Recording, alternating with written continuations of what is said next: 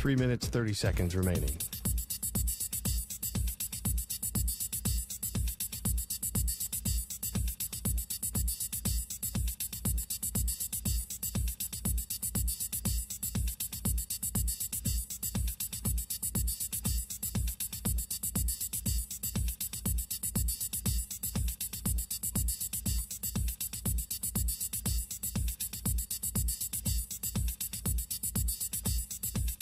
Three minutes remaining.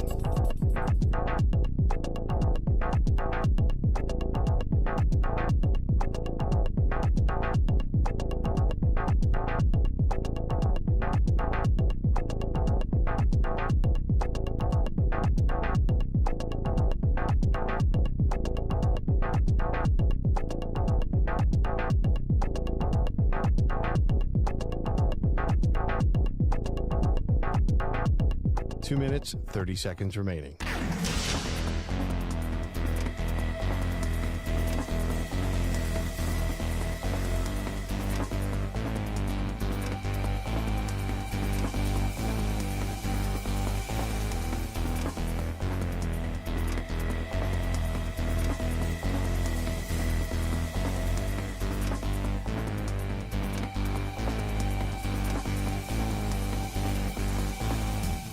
Two minutes remaining.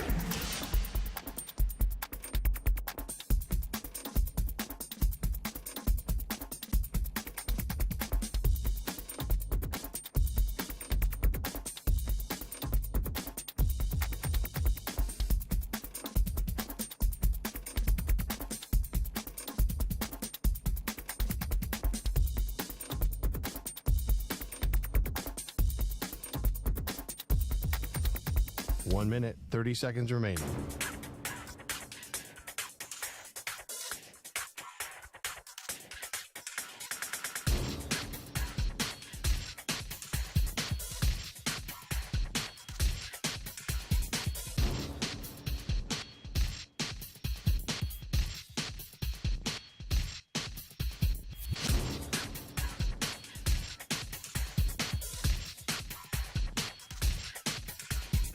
One minute remaining.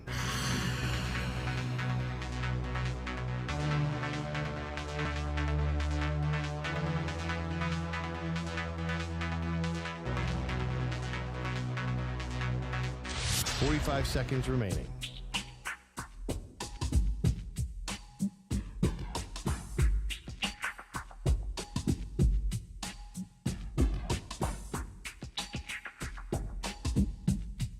Thirty seconds remaining.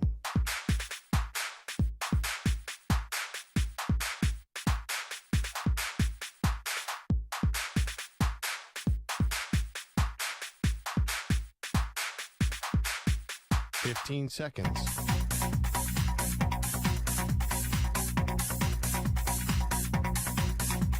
Break ends in 5 seconds.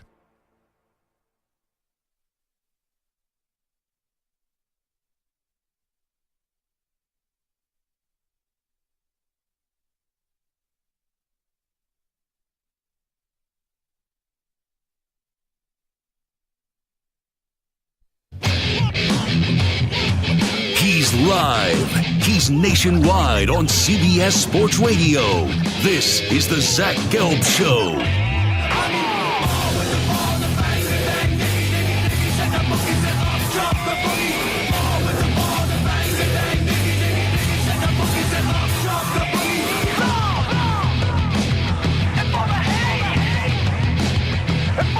Here's your host, Zach Gelb.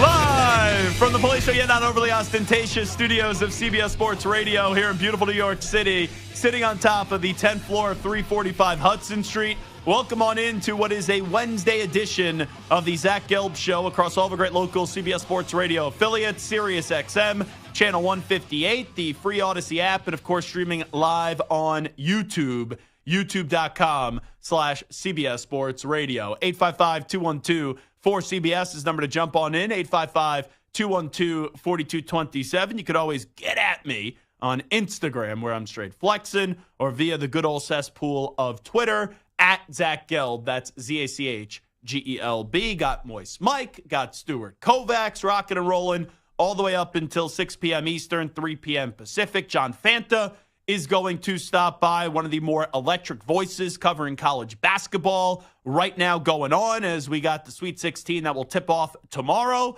And then at 5 p.m. Eastern, 2 p.m. Pacific, we'll do a little college football fix with the new head coach of Alabama, friend of show, Kalen DeBoer. You know, two things are on my mind to start the show today. Number one, anyone that says the NCAA tournament needs to be expanded, you're so wrong. Because I was walking into work today, and I was singing One Shining Moment, and I thought to myself, okay, we have the Sweet 16, we have the Elite Eight. That will all be done by the end of this weekend. And then next week, we're off to Phoenix, as we'll be there for Wednesday, Thursday, and Friday doing shows from the site of the Final Four. You have the Final Four Saturday, and then you have the championship game on that Monday evening. To me, does anyone need to see more college basketball?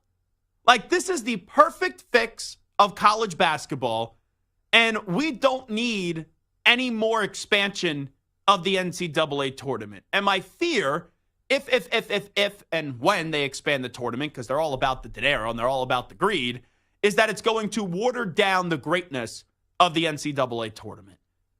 Like, I know that they've expanded the tournament numerous times throughout the years, but if you can't make the tournament in 68 teams, I don't need to see you. I'm sorry. I don't. And I know people are going to say, well, what happens when the SEC and the Big Ten has inevitably more expansion? Okay, that doesn't mean we then need to put 12 teams in from the SEC or 12 teams in from the Big Ten into the NCAA tournament. And also, I think that's a big misnomer. Now, if we go to eventually a day where the Big Ten and the SEC combine forces and it's the haves and the have-nots, that's a different thing. But if we stay with this current structure where it's pretty much the Big 12, the ACC, the SEC, and the Big Ten, and I know then you factor in the Big East too with their dominance in college basketball. You look at the Big Ten, you look at the SEC, which is still going to be driven by football dollars. Even look at Kentucky. Remember when John Calipari had to apologize for saying they're a basketball school because Mark Stoops got offended with the football program and how much money still the football program does bring in with all their TV contracts? But eventually these TV networks are going to go to the Big Ten and going to go to the SEC, and they're going to say, we're not going to give you more money. Like, for every school that you join, you're just going to have to divide up the money we give you equally to those schools. So I do think that a lot of people believe that there's going to be a lot more expansion in the Big Ten and in the SEC. I've always said this. The Big Ten and the SEC are going to be selective on who they bring in. A brand like Notre Dame obviously will always be sought after and sought after. A brand like Clemson and Florida State, they could be attractive. But really outside of that, knowing that football drives the train, you could probably come up with a few more brands and a few more schools, I'm sure. But it's not as if the Big Ten and the SEC are going to be actively trying to get a boatload more schools into their conferences like many people do believe. So that was something that I was thinking about today. Another thing that I was thinking about is quarterbacks that are due for a contract extension or can hit free agency in 2 years or less, based off of our Dak Prescott conversation yesterday, where the Dallas Cowboys and Dak Prescott have an understanding that they're not going to get a new contract done this offseason. It is unlikely. Dak Prescott has a no trade clause. Dak Prescott has a no tag clause. And if Dak Prescott wants to, there is this road where Dak Prescott can meet and reach free agency next year. And if he wants to, he could lead the Dallas Cowboys. And I said this yesterday, in the best interest of Dak Prescott, who I've been critical of before. I don't think you win a Super Bowl with Dak. I think Dak is just a good quarterback, not a great quarterback who doesn't get the job done in clutch moments. But the Cowboys have almost made Dak a sympathetic figure because of the fact of all the drama and the BS, where even though I don't love Dak as a quarterback, he is deemed to be a franchise quarterback. And yes, the Cowboys have eventually paid him in the past, but with all the games that they play and all the inconsistencies that they play with their messaging in the media, it is disrespectful at times. And I do believe Dak can go get a big contract from a handful of teams, if not more than a handful of teams, next offseason. And you got to make the decision, do you think there's a better spot for you than what Dallas currently presents? Because Dallas has been stuck in the last 20, 25 years of their apex just being a good team. Never a team that you look at that you say, I'm confident they're going to get to a Super Bowl, or I'm confident they're going to get to an NFC title game. So I'm going to just issue out a list here. You have Dak Prescott, you have Brock Purdy, Jordan Love, Jared Goff, and Trevor Lawrence. You look at all their contracts individually. Jared Goff, unrestricted free agent, coming up next offseason. Brock Purdy, unrestricted free agent in 2026.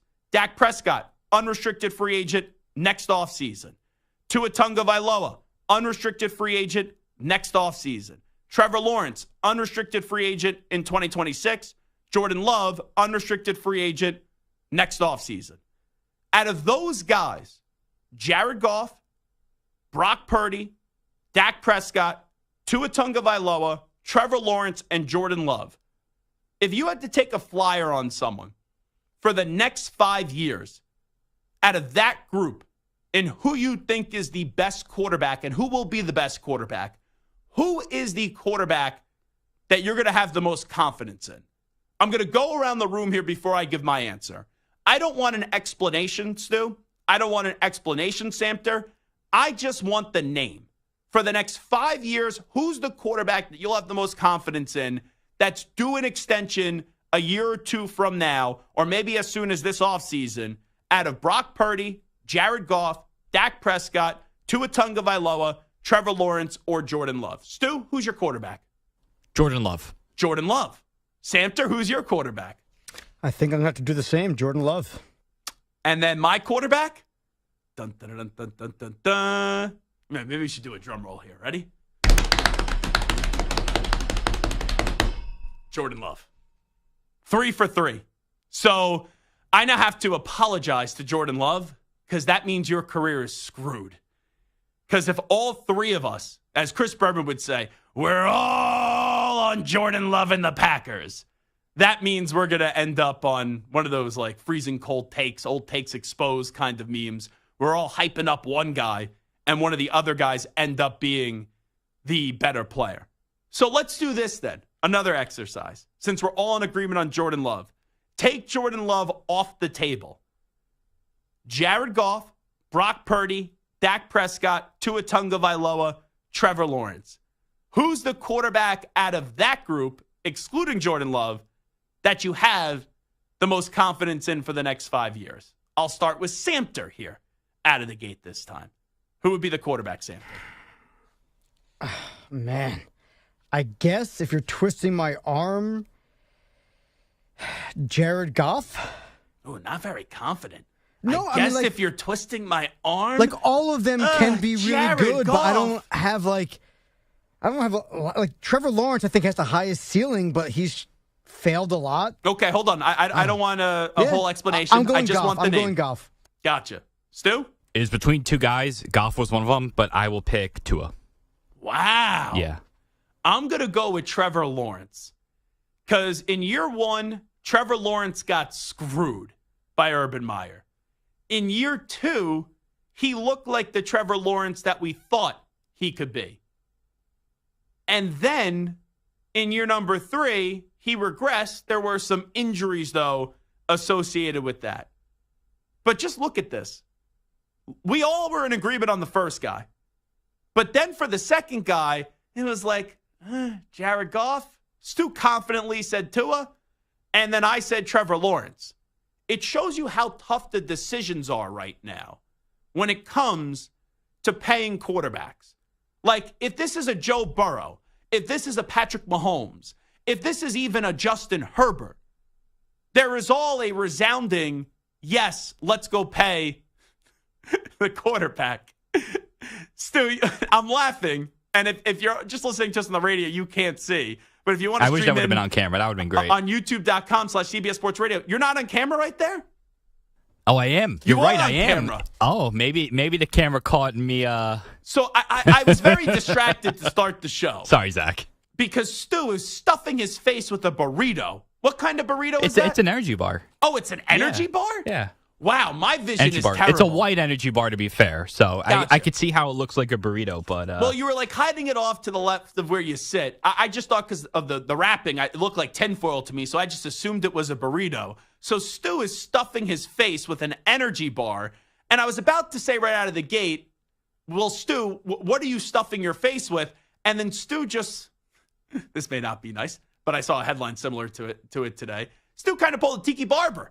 And he just fumbled away the energy bar. Now, the only reason why the Tiki... Oh, ouch, that's not fair. No, and I love Tiki, and we just saw him. But the only reason why I saw the fumbling line was on the tip of my cabeza, the tip of my tongue, too, is because Peter Schwartz did a great article on Barrett Sports Media today about Tiki Barber. And whoever wrote the headline, it was a very nasty headline. It was like something along the lines of Tiki Barber isn't fumbling away his shot on New York radio. And I'm like, geez, Tiki sits down with Barrett Sports Media, sits down with Peter Schwartz. And let's be real, he's doing Peter a solid. And that's the headline? So, or at least I saw it on the tweet. I don't know if it was on the website. But I thought that was a little harsh. So the Tiki fumbling was just right on the tip of my tongue today. But what's wrong with you? Why are you fumbling an energy bar? I don't know. I was excited to finish it. I had like 2 bites of it left, and it just fumbled away. Bye-bye energy bar. I should have had a burrito. It probably wouldn't have happened. I wouldn't have fumbled it. Maybe I should have said that Stu was more like Rashard Mendenhall of the Steelers. Maybe we go that instead of a colleague and a friend, a dear friend, in Tiki Barber. But anyway, getting back to the bigger point. It just illustrates how difficult it is to determine if you have the guy at the franchise quarterback. So I'm going to separate this into 3 tiers. Out of those guys that we just mentioned, Trevor Lawrence, Tua Tagovailoa, Dak Prescott, Brock Purdy, Jared Goff, and Jordan Love. Who are the quarterbacks where the team should get it done right now and should pay them right now? Who are the teams that should wait on paying their quarterback? And then who are the quarterbacks that should want out? Let me start out with the should want out category first. Dak Prescott should want out. Coming up in about 10 minutes, I'll give you the destinations for Dak Prescott's next team a year from now. But I believe Jerry Jones and Dak Prescott, that relationship should be coming to an end. It feels like it's a couple that they know that they've had a good marriage, a good run, but the love is starting to fade away for one another. And you keep on going to therapy. You keep on kicking the word divorce and the can of the word divorce down the road. And inevitably, I do believe the two of them are going to get a divorce. Maybe the papers and the separation agreement is being authored right now. And a year from now, they'll cross the T's and they'll dot the I's. But I think Dak Prescott should want out from the drama Dallas choking Cowboys. Now, in the category of weight, it's Tua Tagovailoa and it's Brock Purdy. Brock Purdy is on such a cheap, and I mean a cheap, team-friendly deal right now because Brock Purdy was Mr. Irrelevant. I don't think there should be any rush by the 49ers, and I know Jed York may disagree, but I don't think we need to rush after 1 year of seeing Brock Purdy, really. And I know he's played for a year and a half in giving him this crazy contract because you should capitalize off of the fact that you could go pay other people and wait to restructure and renegotiate all these other contracts when you ultimately have to pay Brock Purdy a big deal. Like Brock Purdy this year, coming up in 2024, his cap hit is a little over $1 million. In 2025, it's $1.1 million. And you could still go down the franchise tag road when he hits free agency in 2026. Let me see some sustained success from Brock Purdy before I rush to issue him a new contract. And I'll say the same thing about Tua. Tua, up until this season, it was, can he stay healthy? And is Tua ever going to be an elite quarterback? Tua had a good season this past year. But we're one injury away next year from all those injury concerns propping back up. So I would just say for the Miami Dolphins, when Tua is not expected to hit free agency until 2025, and you still have the franchise tag route, let me just see Tua entering the final year of his deal, be able to repeat, if not improve what he did a year ago, and then in all likelihood, you'll give him an extension a year from now. Now, the get it done now category, I would pay Jordan Love right now. I know you can franchise tag him, things like that, and he's an unrestricted free agent next year. But what Jordan Love did in year one, he's just scratching the surface. Because a lot of us weren't optimistic about Jordan Love. But what the Packers have done in the last 30 years, let's say, it's death taxes and getting the quarterback right. Now, I'm not saying Love's a Hall of Famer. I'm not saying Love will win a Super Bowl. But with what I saw from Jordan Love last year, I think bare minimum he could be a good quarterback in this league. With the ceiling of being anywhere between like a top 5, top 7 guy in this league. That's how impressed I was with Jordan Love. And it's not like the Packers have the greatest wide receivers in the world. Like, yeah, Christian Watson has some untapped potential. Romeo Doubs is a solid player. But it's not like they have guys that are top 10 wide receivers in the NFL right now. Like, he doesn't have an A.J. Brown. He doesn't have a Tyreek Hill. He doesn't have a Stephon Diggs like what Josh Allen and Tua Tagovailoa and Jalen Hurts does have. So I was impressed with what Jordan Love was able to do this year with less. And I would try to get this deal done as soon as possible. Jared Goff, you got to. The Lions have been miserable for so long. They have a Super Bowl window here for the next 3 years. Don't let this become a distraction with free agency hitting Jared Goff next year. I would get this deal done this offseason. Now, I think this will be the most controversial one because you could say, well, let's see some sustained success, Zach. You even said it yourself with Tua and Brock Purdy. The problem with Trevor Lawrence, he is the franchise for the Jaguars. Like the Dolphins, the first player you think of is Tyreek Hill. The 49ers, the first player you think of is Christian McCaffrey. You could say Debo. You could go Nick Bosa. It's not the quarterback. The Jaguars don't have this great fan base. The Jaguars don't have this great following. The Jaguars aren't this great legendary team. They need Trevor Lawrence to work. And even though it's been up and down so far, and it would kind of be insane to double down, I almost think you have to double down. And you just have to hope that it works. And maybe you could get, I don't know if it's a discount right now, but you get it out of the way now. Because if he does pop off the way that we thought he could, then the price is only going to go up and up and up from here on out. So when I look at those quarterbacks, I think Dak should one out. I think the Dolphins and the 49ers should wait right now on extending Tua and Brock Purdy. And the teams that I think should get a deal done now without question, the Packers with Jordan Love, the Lions with Jared Goff. And even though it's been up and down the roller coaster ride and on the seesaw for Trevor Lawrence, I still think the Jaguars have to get a deal done with Trevor Lawrence. 855-212-4CBS, 855-212-4227. Out of Brock Purdy, Jared Goff, Dak Prescott, Tua Tagovailoa, Jordan Love, and Trevor Lawrence, who's the quarterback for the next 5 years that you have the most confidence in? I'm with Jordan Love, Stu's with Jordan Love, and Samter is with Jordan Love. Sometimes they say the show is very negative. We're all about love, clearly, on the Zach Gelb Show on CBS Sports Radio. 5 destinations for Dak Prescott. We'll give them to you in 5 minutes when the Zach Gelb Show returns. You're in a 5-minute break.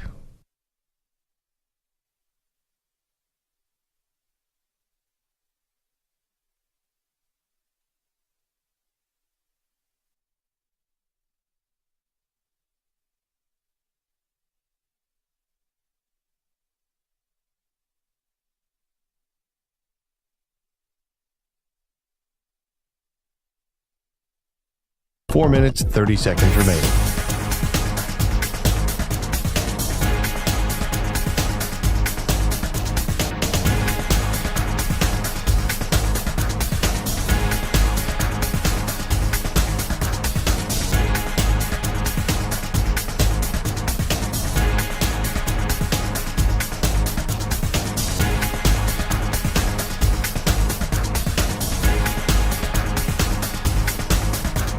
Four minutes remaining.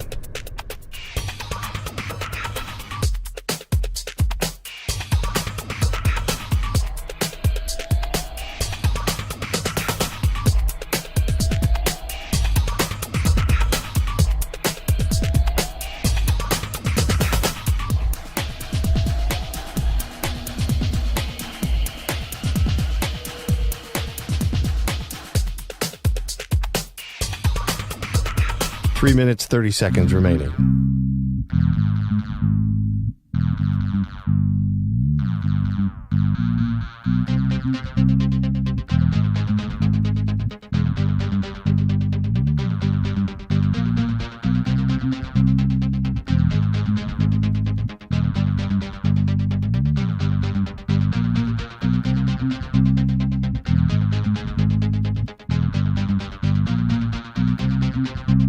Three minutes remaining.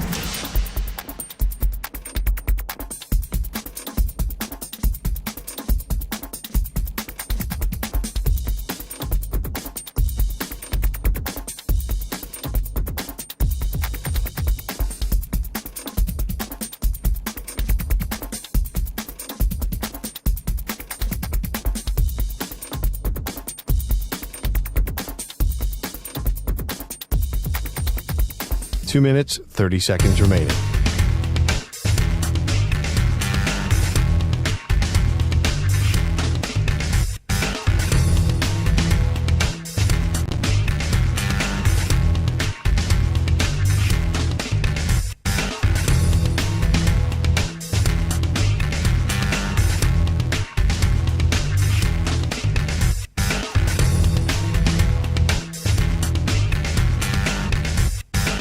Two minutes remaining.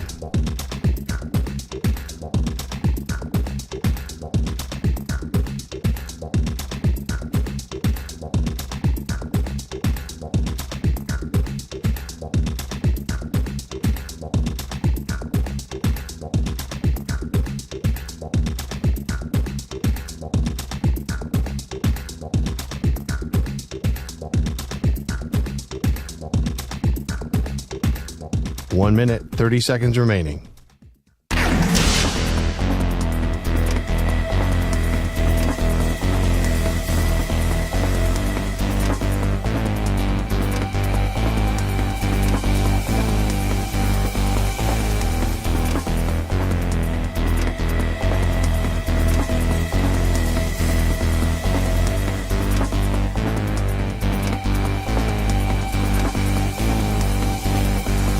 One minute remaining.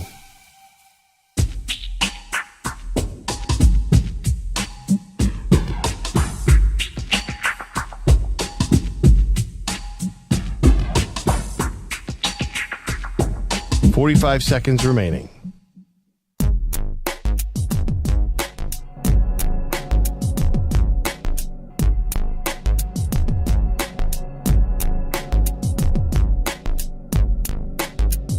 .30 seconds remaining.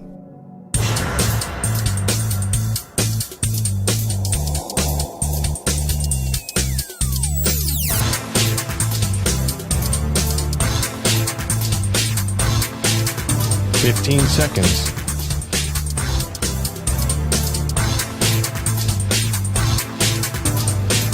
Break ends in 5 seconds.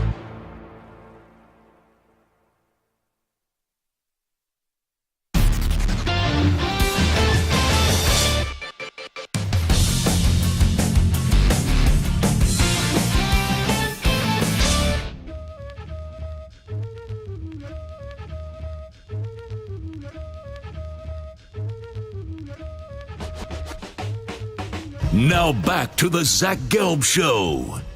All righty, rocking and rolling on this Wednesday. It is the Zach Gelb Show on CBS Sports Radio. Dak Prescott and the Dallas Cowboys are nowhere close to getting a contract extension done. It is now unexpected and not expected, I should say, for the Cowboys to reach a long-term agreement this offseason with Dak Prescott. So, Dak Prescott, he could go into free agency next year because he has a no-tag clause in his contract. And Dak has all the leverage because Dak is a good quarterback, not a great quarterback, but in this league we see it, and Dak has benefited from it before. Good quarterbacks get paid elite, great quarterback money. So the Cowboys, they have a decision to make. Do they want to pay Dak Prescott? But Dak could say, this is now the second time you kind of dragged me along here. Maybe there's a better destination or a better fit for me somewhere else. So let's just play into this game a little bit. let's say at the end of the year, it's Dak Prescott who goes to Jerry Jones and says, Jerry, I love you.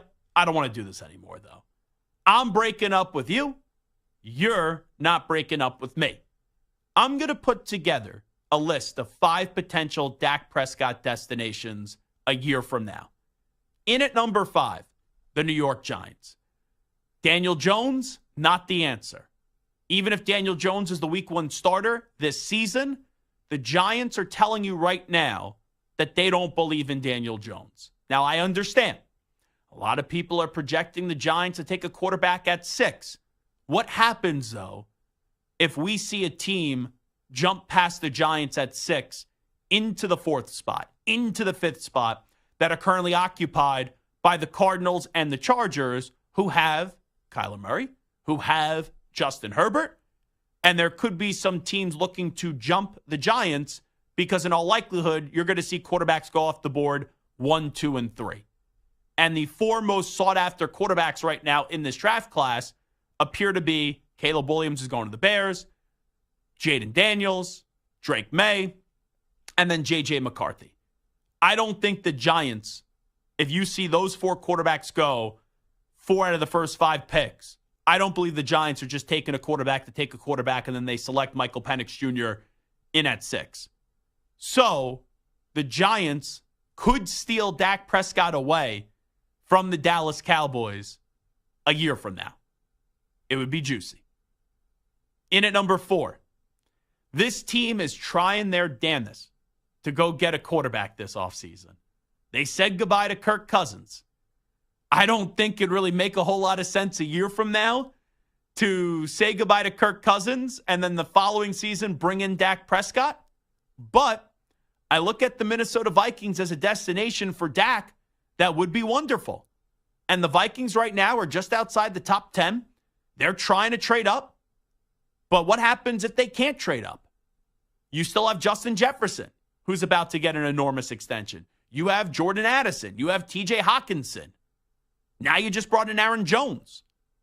Dak Prescott in a dome, Dak Prescott with those weapons, that's better than what he's had in Dallas. And that's no disrespect because CeeDee Lamb is a really good wide receiver. But CeeDee Lamb isn't Justin Jefferson. Number 3, got a good coach though who's starting to get the overrated tag. It didn't work out with Russell Wilson, but how about the Denver Broncos? Because I think the Broncos are passing on this season. So the Broncos could have an elite draft pick next year in the first round, and then you could also bring in a quarterback like Dak Prescott that's only going to cost you money and won't cost you draft picks like Russell Wilson did. I think the Broncos become an intriguing destination for Dak Prescott. Now, when we get to the final 2, I wonder where Stu's going to go with this one. Stu, a year from now, let's say you don't get McCarthy. Let's say you don't get Drake May or Jaden Daniels in this draft or Michael Penix Jr. Let's say the Raiders either trade back or they take the best player available that's not a quarterback. You need a quarterback. You have Devontae Adams still for now. You have Max Crosby. Antonio Pierce, there's some positive kind of vibes around the Las Vegas Raiders. You haven't had a great quarterback in a long time, right? The last great quarterback you had was Gannon when he won the MVP, and that wasn't really sustained success. So you look at the Raiders when Derek Carr was like the best quarterback they've had in the last 10 years. It shows you why you've been a stinky, incompetent, dysfunctional disaster of an organization. Would you want Dak Prescott a year from now on the Raiders? Yeah, I'd have to. I mean, he'd probably be the best quarterback they've ever had, or at least, maybe second after Plunkett. He'd be that good. So I think they'd have to. If Dak wanted to come to Vegas, they would have to almost do it. And also, it would probably keep Devontae Adams happy. Because the Devontae Adams thing, they were able to push it to the back burner for this year.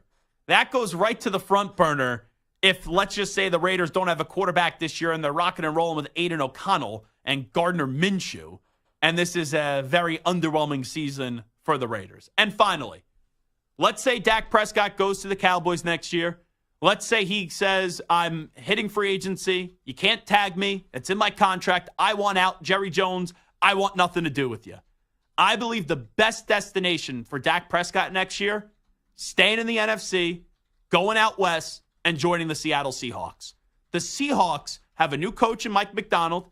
The Seahawks have a good roster, and they have some talented players on the offensive side of the ball. DK Metcalf, Tyler Lockett, Jackson Smith and Jigba. You have Kenneth Walker at the running back position. I believe the Seahawks are set up for the long term better than the Dallas Cowboys are. And Dak Prescott could be tired with all the drama, could be tired with all the nonsense in Jerry's world.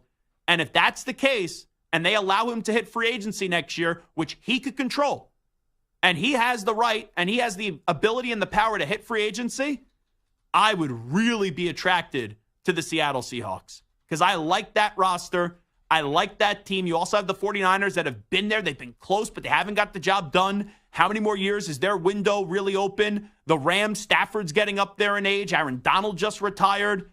I believe the Seahawks could be a good player in a weak NFC for years to come, getting Dak Prescott. And that's coming from someone that doesn't even think Dak Prescott is this great quarterback. But going to Seattle would be really good for Dak Prescott. All righty, those are my top 5 destinations for Dak Prescott a year from now. Giants at 5, Vikings at 4, Broncos at 3, Raiders at 2, and the Seahawks in at 1. We'll take a break. When we come on back, we'll update you on some of the biggest stories in the world of sports with some audio. We call that segment the News Brief. But first up, with the latest CBS Sports Radio update, here he is, the Ackman, Rich Ackerman. CBS Sports Radio. Sports Flash. And it's sponsored by Progressive Insurance. Drivers who switch and save with Progressive save nearly $750 on average. Call or click today to find out if they could save you hundreds on your car insurance. Well-traveled pass rusher Jadeveon Clowney has a new home. Reportedly coming to terms with the Carolina Panthers. He is now on his 6th team after spending last year in Baltimore. After strong showings at Charleston, Pat Kelsey is taking the next step. He's reportedly going to become the next head coach at Louisville. The Cardinals program has had a big fall in recent years, but still remains one of the better jobs in college basketball. The Dodgers aren't done spending money, reportedly signing catcher Will Smith to a 10-year, $140 million extension. And Red second baseman Matt McClain underwent shoulder surgery and is out indefinitely. Boston is running away with the East while the Cavaliers are looking to erase last year's playoff disappointment. They're currently 3rd in the conference, 2 games behind the Bucks, but only a half game in front of the Knicks. Cavs meet the Hornets tonight in Charlotte, while the Knicks are in Toronto looking for their 3rd straight, and center Mitchell Robinson expected back in the lineup after missing the last 51 games with an ankle injury. I'm Rich Ackerman. Football season never stops on CBS Sports Radio. Tune into the JR Sport Brief Show weekdays, 6 p.m. Eastern, 3 Pacific, for the latest NFL and college football news. Live 24/7 on the free Odyssey app. CBS Sports Radio.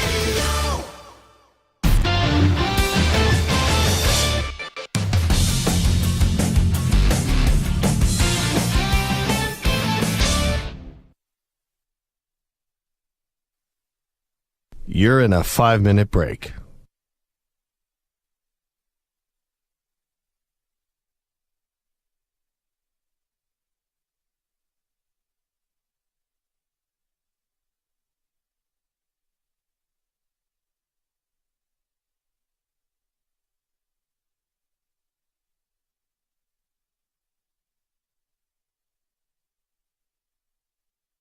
Four minutes, 30 seconds remaining.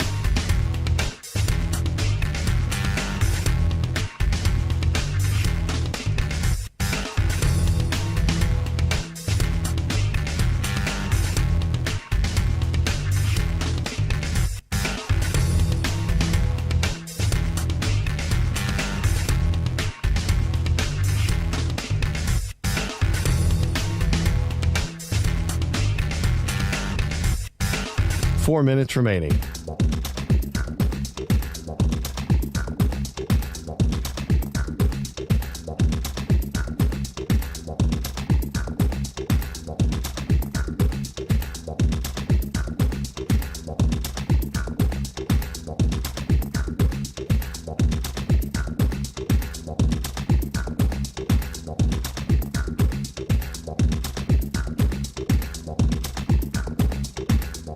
Three minutes, 30 seconds remaining.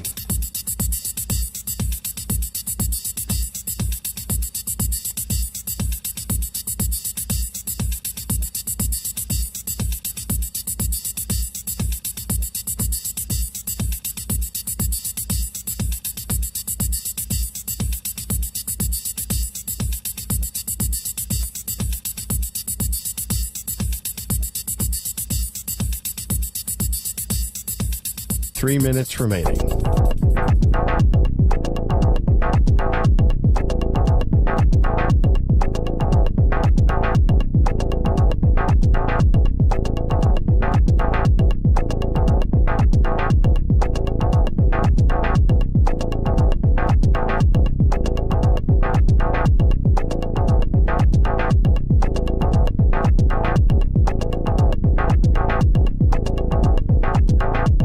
Two minutes, 30 seconds remaining.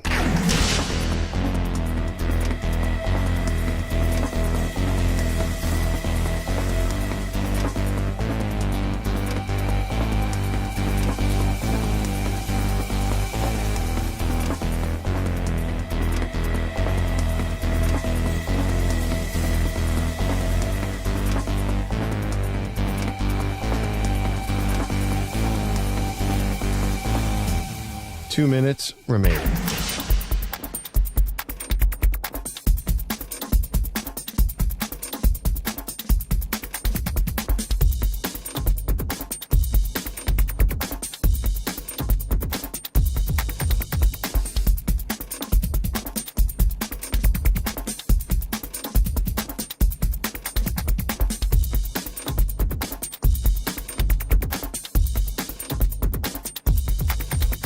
One minute, 30 seconds remaining.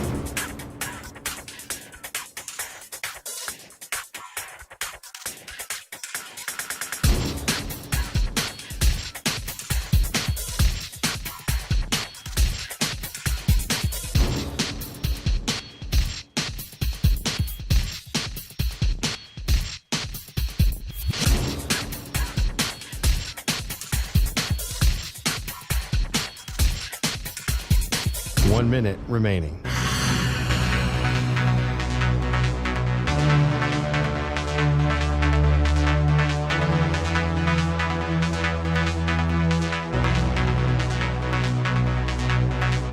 Forty-five seconds remaining.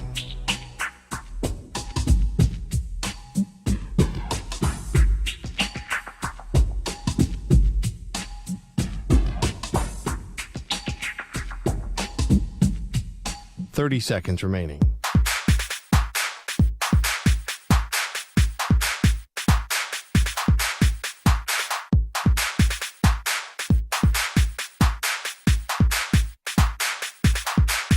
Fifteen seconds.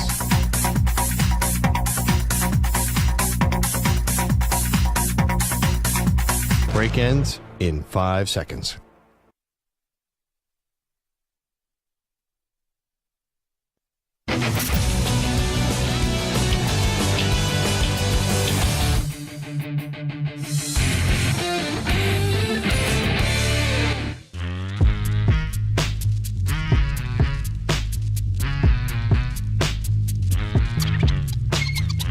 Now back to the Zach Gelb Show. It's time to ask the pros, where you, the listener, gets to ask us a question. It's brought to you by our friends at O'Reilly Auto Parts. Simply tweet your question at CBS Sports Radio or at Zach Gelb using the hashtag #AskThePros. Be listening later in the show when we might answer your question. Think O'Reilly Auto Parts for all your car care needs. Get guaranteed low prices and excellent customer service from the professional parts people at O'Reilly Auto Parts. O'Reilly Auto Parts. Let's get to a news brief. Extra, extra, read all about it. Extra, extra, read all about it. Time for your daily news brief. We get you caught up on the rumors, reports, and reconnaissance from the day in sports. Tiki Barber's favorite running back, Saquon Barkley, was on the New Heights podcast, hosted by Jason Kelce and Travis Kelce. And the new member of the Philadelphia Eagles, Saquon Barkley, was trying to recruit Jason Kelce already out of retirement. I'm like a kid in a candy store. I'm happy. I got a fresh start. I can't wait to meet everybody and just go out there and play ball. Dude, it's going to be so fun to watch. It's going to be so fun to be a part of. It's going to be great. You don't got to watch it, you know. Before you ask me to come back, I'm not going to come back. I'm not doing it. Done that. Jason Kelce can't come out of retirement. Like, if he just issued a goodbye letter and you walk off and ride off into the sunset, okay, you could come back. But when you sit at the podium and sob, like I've never seen someone cry before in retirement, And I loved his retirement press conference. But I don't think you could just say, oh, yeah, in 2-3 months, I'm going to come on back and return to the Philadelphia Eagles. Now, I did see Jason Kelce was driving around the Philadelphia area yesterday. What kind of car do you think Jason Kelce has, Samter? A truck of some sort, but like not like a super fancy one. Like maybe, I don't know, let's go with like a Range Rover? Yeah, that's too fancy. Something like that, but not as nice. So I would agree with you, and I've seen videos before of Jason Kelce driving around in a truck. He's gone fancy on us. You fancy, huh? He's driving around in a Tesla Cybertruck. This is the most 3D-looking car I have ever seen. This is pretty damn cool. It looks like something from a 1980s video game. Yeah. You know the, what's that building right next to my apartment down in Financial District? Everyone goes to and they go get their Instagram photo. The Oculus building. It looks like the Oculus building if it was on a car. It's really 3D looking. Let's go to Jonathan Gannon, the head coach of the Cardinals. This is his answer on Kyler Murray. He's only getting better. Being in the spring and going through spring, it's really going to help his development within our system, with him as a player. He's going to bank all those reps in spring. So, that's why I say his best football is ahead of him, which is interesting to say because he's played at such a high level. But I really think that he's going to keep doing that. A first impression goes a long way. For some reason, and Jonathan Gannon, for how little talent he had on the roster this year, had a solid season even though they're picking fourth in the draft. I can't get past Jonathan Gannon when he met one of the players for the first time and he was like, explosions. I just can't get past that. I couldn't even, I know what he said because I've heard the audio clip, but I can't even listen to whenever he speaks because all I think about is that one social media clip where he's like, we in or out on Jonathan Gannon? You buying what he's building with Monty Austin with the Arizona Cardinals, Samter? In or out? I'm in. Stu, in or out? I'm in too. I'm out. I'm out on Gannon. Out. I think they got to draft Marvin Harrison Jr. But I don't know. Even though the players bought in this year with what he was selling, something just creeps me out about this guy. Can't quite put my finger on it, though, yet. And if I can, I'd probably be like, Here is Jim Harbaugh, Ohio State's father, now the head football coach of the Los Angeles Chargers. He makes it clear that having the 5th pick in this draft is like having the 1st pick. There's going to be a great player at 5.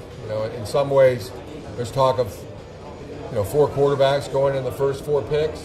Boy, if that happens, then that pick really becomes like the number 1 pick in the draft. If 4 quarterbacks go in the first 4 picks, that's not like the 5th pick anymore. That's like the number 1 pick of the draft for teams that have a great quarterback already. 2 things. One, I think Jim Harbaugh hyping up J.J. McCarthy recently is, yes, loyalty, but also he's trying to continue to drive the hype train so someone jumps past the Chargers, gets into that Cardinals spot, and they make sure that it's quarterbacks going 1, 2, 3, and 4. But what he just said is true for a team that has a quarterback. You have quarterbacks go 1, 2, 3, 4. You don't need a quarterback, so therefore you get the best non-QB available. And you could even then trade back. Or you could take an offensive lineman and build in the trenches with Joe Alt. Or you could get a Marvin Harrison Jr., Malik Neighbors, who had his pro day today, Roma Dunze, whoever that player may be. So you guys know me. I'm very positive and very pro Harbaugh. One thing I have to start questioning him about. Did you see that recently, since his family has not joined him yet in LA, he's living in an RV? When you have that much money, I don't think you could be living in an RV. I'm sure it's a very luxurious RV, and Harbaugh is a strange dude. But Samter, you have all the money that Jim Harbaugh has.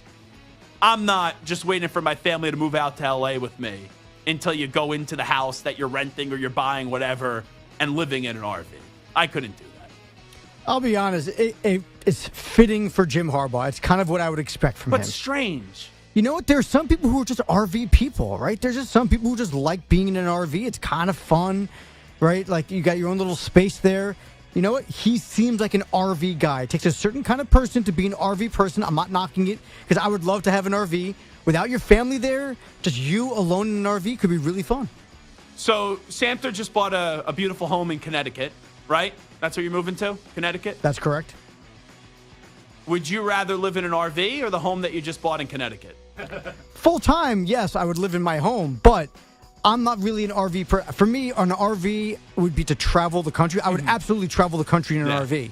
But if I was alone without my family for like a few weeks while I'm getting my stuff settled down, maybe he hasn't bought a house yet, maybe he hasn't figured out exactly where they're going to live, or they haven't moved all the stuff in. They are renting a place when his family joins him. Right, so like, I mean, that's part of it. Like, you know, maybe you don't want to start the renting process yet. He could afford the stuff. Not that you can't afford it. You just don't want to do that. You don't want to like move into a place without your wife being there. She's going to decorate, help set the whole place up. You're busy doing work.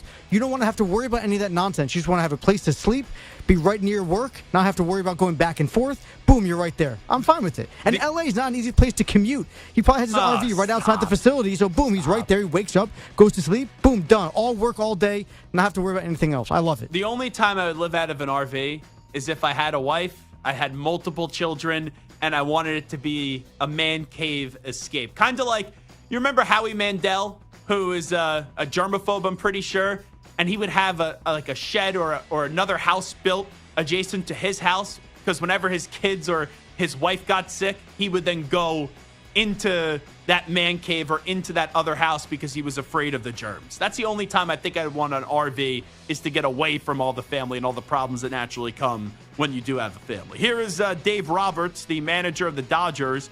Will the change of interpreter impact his relationship with Shohei Ohtani? I would argue that it's going to help relations internally, because there's no longer a buffer where I think that I've already seen it. You know, the last couple days, I think Shohei's been even more engaging with his teammates, and I think there's only upside with that. So I don't think he's wrong, because let's say if what Ohtani, and I'm still questioning what Ohtani's saying, but let's just play into this game. Let's say if what Ohtani's saying, that Ippei Mizuhara is very sleazy and he was lying and doing all this stuff. If this was about money that he was lying of, what else was he lying? And how isolated was he trying to keep Shohei Ohtani, because he never wanted to get caught with all the sleazy things that Ippei Mizuhara was doing? So I think when you have a situation like this and you don't have your best bud as your interpreter, and then your interpreter gets exposed, it probably creates an awkward situation for Shohei and makes him now the new guy, even though he is the guy with the Dodgers. You got to kind of communicate with the teammates on your own, because he knows some English, but you got to talk to your teammates on your own, and you don't have this guy standing there, Ippei Mizuhara, who had such a good relationship with Shohei Ohtani, but maybe wasn't as truthful with Shohei Ohtani. So I think this whole experience, yes, he still needs a translator. Yes, they've already appointed him a new translator, as you found out from the press conference, but I think it makes him now have to be a little bit more independent instead of just relying on Ippei Mizuhara. Let's go to Luka Doncic. I'm not even going to give you the slug line here. Just play the audio. Go ahead, Stu. You're hearing the MVP shouts from your teammate. We talked to Jason Kidd pregame, and he called you Superman. He called Kyrie Batman. What's that chemistry been like between you two superheroes on this team? He's the Batman. I'm the Robin. Just amazing, man. Having him on our team is amazing, man. But that's our basketball. He's just a great person, and we all get along so well. So it's just, the chemistry is really good right now. What an ass kisser. Seriously. Pucker up some more, Luka Doncic. Are you kidding me? You're the Robin and Kyrie is the Batman? Oh, yeah, because it's Kyrie is this great human being, obviously. Give me a break. This is just sucking up to Kyrie because you're afraid that if you don't say something that Kyrie enjoys and you don't kiss ass to Kyrie Irving, then he'll eventually explode and this team would just be a team that can't really do much. Ugh, that's insufferable. And, you know, coming from Luka, it makes it a little bit all right. It felt like it was tongue-in-cheek a little bit, but he has to continue to massage Kyrie because of how sensitive Kyrie Irving is. Let's go to De'Aaron Fox. Does he face the media to be a leader? Is this like something you're kind of making a point of doing for some reason in terms, just leading this team and kind of showing that accountability? As far as talking to y'all? Yeah, just, I don't get out of that. I don't get nothing out of that. They ask me, I do it. But for the team, so it really doesn't mean anything. They don't give a if I come up here and talk, I'll tell you that. But nah, I mean, I get no joy in this after a win or a loss. My team doesn't care if I come up here in a blowout win or a blowout loss. So sorry I brought it up. I mean, it is what it is. I've always liked De'Aaron Fox. Like, if you asked me before the start of the season, who are your top 5 favorite players in the NBA? Dame Lillard would be on that list for me. Giannis Antetokounmpo would be on that list for me. Somewhere, De'Aaron Fox would be on that list for me. De'Aaron Fox, after that answer, may be my favorite player in the NBA now. Samter, that is a gold, and I mean a gold answer. It's such a bizarre question, too. You know, talking to us, right? Like, I'm a media member. You know, it sounds like whoever that guy is, I don't know if he's pretentious or not. Like, it's some honor to talk to us, and it shows leadership to talk to us. Like, I understand sometimes athletes disrespect the media, but what a great, truthful, transparent answer there by De'Aaron Fox on a question that was so stupid. I mean, they lost by 40 last night, so kind of the question was like, hey, is this you trying to be a leader after a blowout loss? And take ownership. To take the front and center and take the slings and arrows from the media after a bad loss. Is this you? And he's like, nah. It's like, they asked me to do it, so I do it. Man, but like, it was so odd. The look on his face, too, if you watch the video, he just had no interest in being there. And finally, let's go to Jerry Jones on Dak Prescott's contract situation. Here's Jerry Jones.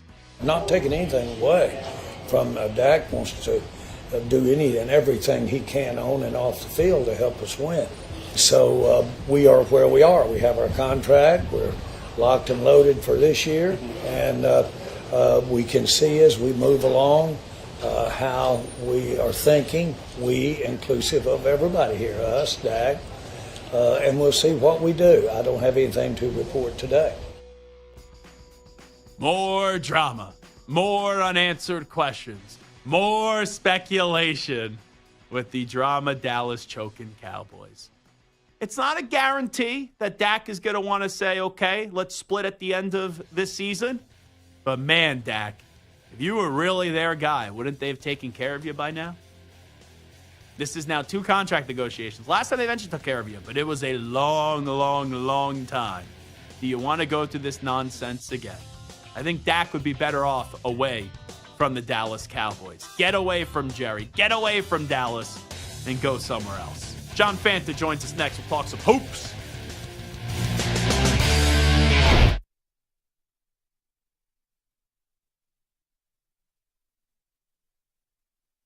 You're in a 5-minute break.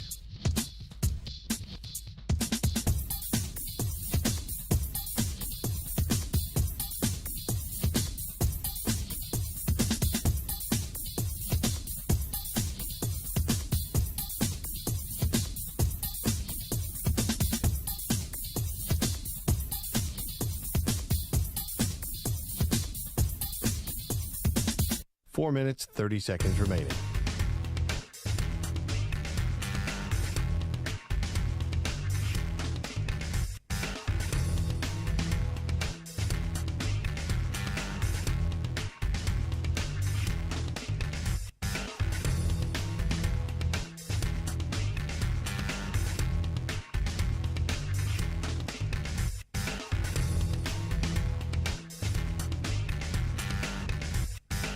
Four minutes remaining.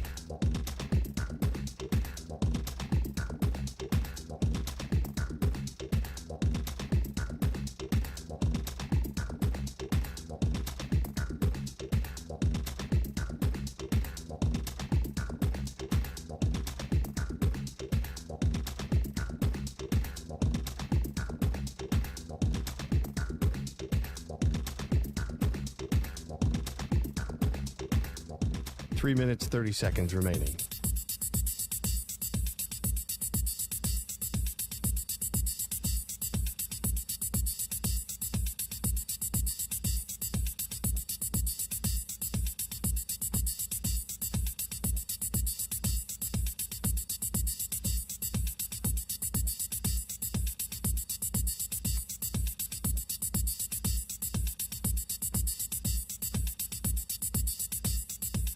Three minutes remaining.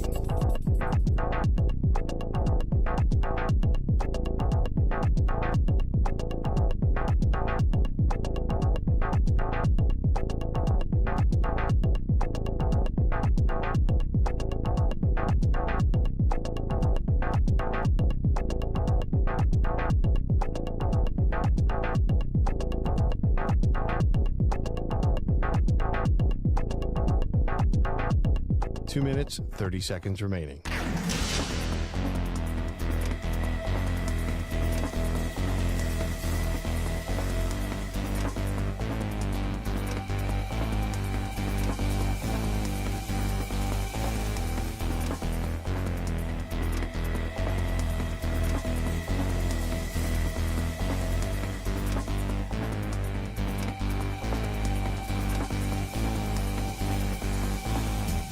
Two minutes remaining.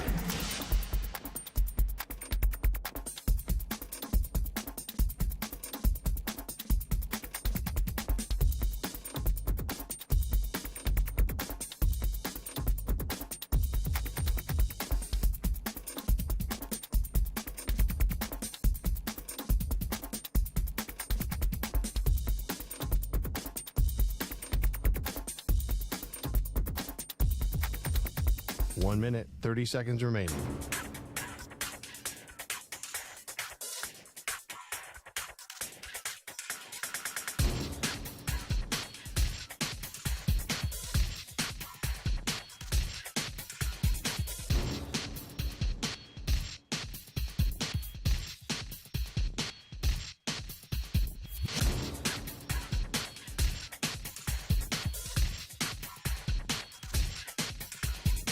One minute remaining.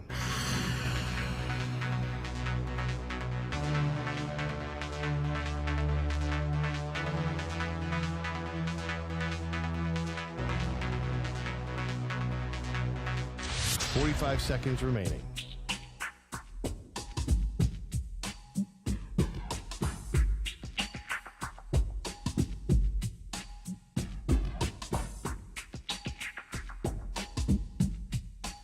Seconds remaining.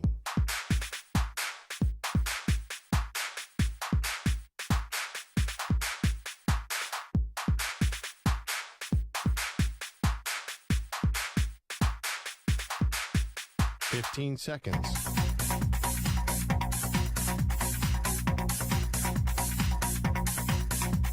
Break ends in 5 seconds.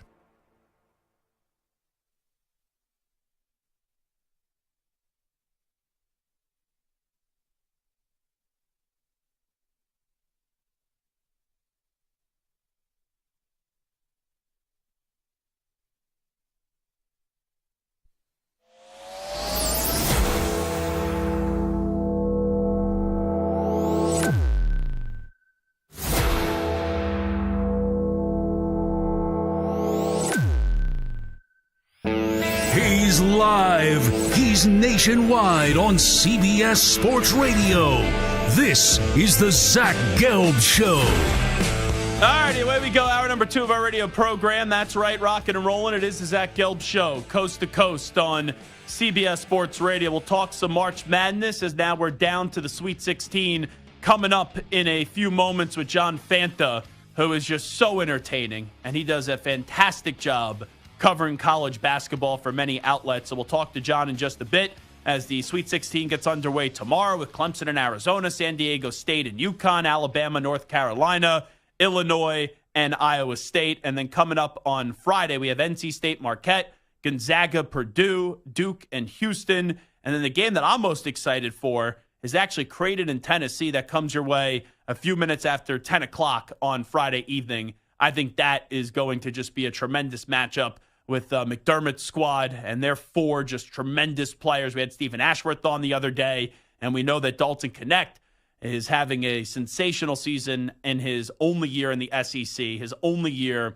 at Tennessee, as he's been the SEC Player of the Year, and he was a first-team All-American. Tennessee's actually a 2.5-point favorite in this matchup, and I think that's just going to be a wonderful basketball game. And you see a team like Creighton, you wonder, after finding a way to survive up against Oregon, will they be able to find a different gear? And the same thing for Houston, where it was very close. They didn't look like it was going to be close, and then they blew it against A&M, and they were able to survive in overtime after all those guys did foul out. All righty, one of the more entertaining voices covering college basketball is John Fanta, Fox Sports, Big East, the Field of 68. Always love talking hoops with him this time of the year. John, it's always great to see you. Thanks so much for doing this. How you been?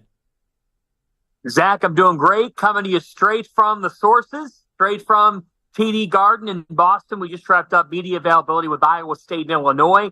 Match for the best defense in America versus the best offense. And then how about a national championship game rematch, which it doesn't feel like it's getting talked about a ton. That's not common that you see in the NCAA tournament in UConn, San Diego State. And part of the reason for that is that the Huskies are 33-3. But I'm doing great, my friend. It's always fun to join you and talk college basketball. Yeah, when you look at the first two games tomorrow, Clemson, Arizona, San Diego State, UConn, I don't want to be disrespectful to Clemson, don't want to be disrespectful to San Diego State, but I think UConn's going to win this game by more than 10 points, and I'd be very surprised if Arizona does not get to the Elite Eight to hopefully set up that matchup with Caleb Love going up against UNC. Do you give Clemson, do you give San Diego State any at all a chance in this matchup tomorrow evening?